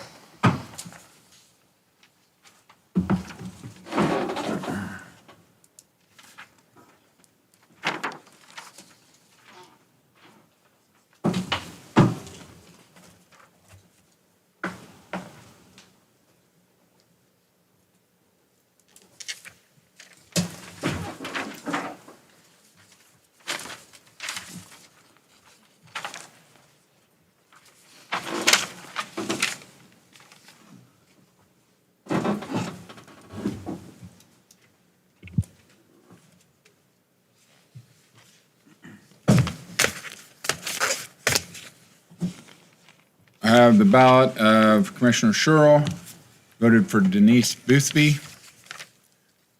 Mr. Shields voted for Denise Boothby. Barry Breeden, Commissioner Breeden voted for Denise Boothby. Commissioner Antoine, Denise Boothby, and Commissioner Young, Denise Boothby. All right, last appointment, item D, Highlands TDC. So approve that, make your motion to approve that Oh, confirmation. goodness gracious, I'm sorry. That's okay. A motion by Commissioner Breeden. Second by Commissioner Antoine. All in favor, please raise your right arm, state aye for the record. Aye. Any opposed? All right, Ms. Tammy, please let the record reflect motion passes 5-0. Mr. Chairman, I'll do this one. According to the bylaws of the Highlands TDC, the town of Highlands should have an at-large representative on the Highlands TDC appointed by the County Board of Commissioners. In your hands there is a letter from the town of Highlands requesting that James P. Tate or Jim Tate be appointed to serve as a representative on the Highlands TDC board. You want to show of hands? All right. James Tate is Jim Tate. I think you need a motion in a second. Motion to do that? Yes, we need a motion. Yeah, please. I make a motion that we approve that appointment. I hear a motion by Commissioner Breeden, second by Commissioner Antoine. Any further discussion? Hearing none, all in favor, please raise your right arm, state aye for the record. Aye. Any opposed? All right, Tammy, please let the record reflect motion passes 4-1. All right, closed session. I do understand we have a closed session tonight. Yes, sir, very briefly pursuant to, So we've got, I don't know how brief it is, Commissioner. briefly. Pursuant to 143-318.11A3, attorney-client privileged, 5, which concerns real property and/or contract or both, and 6 is personnel. So all 3 of those under the exception rule. We could make a motion pursuant to those 3 general statutes. Come on, motion man. Make a motion, we enter closed session. I hear a motion by Commissioner Breeden, second by Commissioner Antoine. Any further discussion? Hearing none, all in favor, please raise your right arm, state aye for the record. Aye. Motion passes 5-0, Ms. Tammy. Any action expected after the closed session? I doubt it. Okay. Not my call.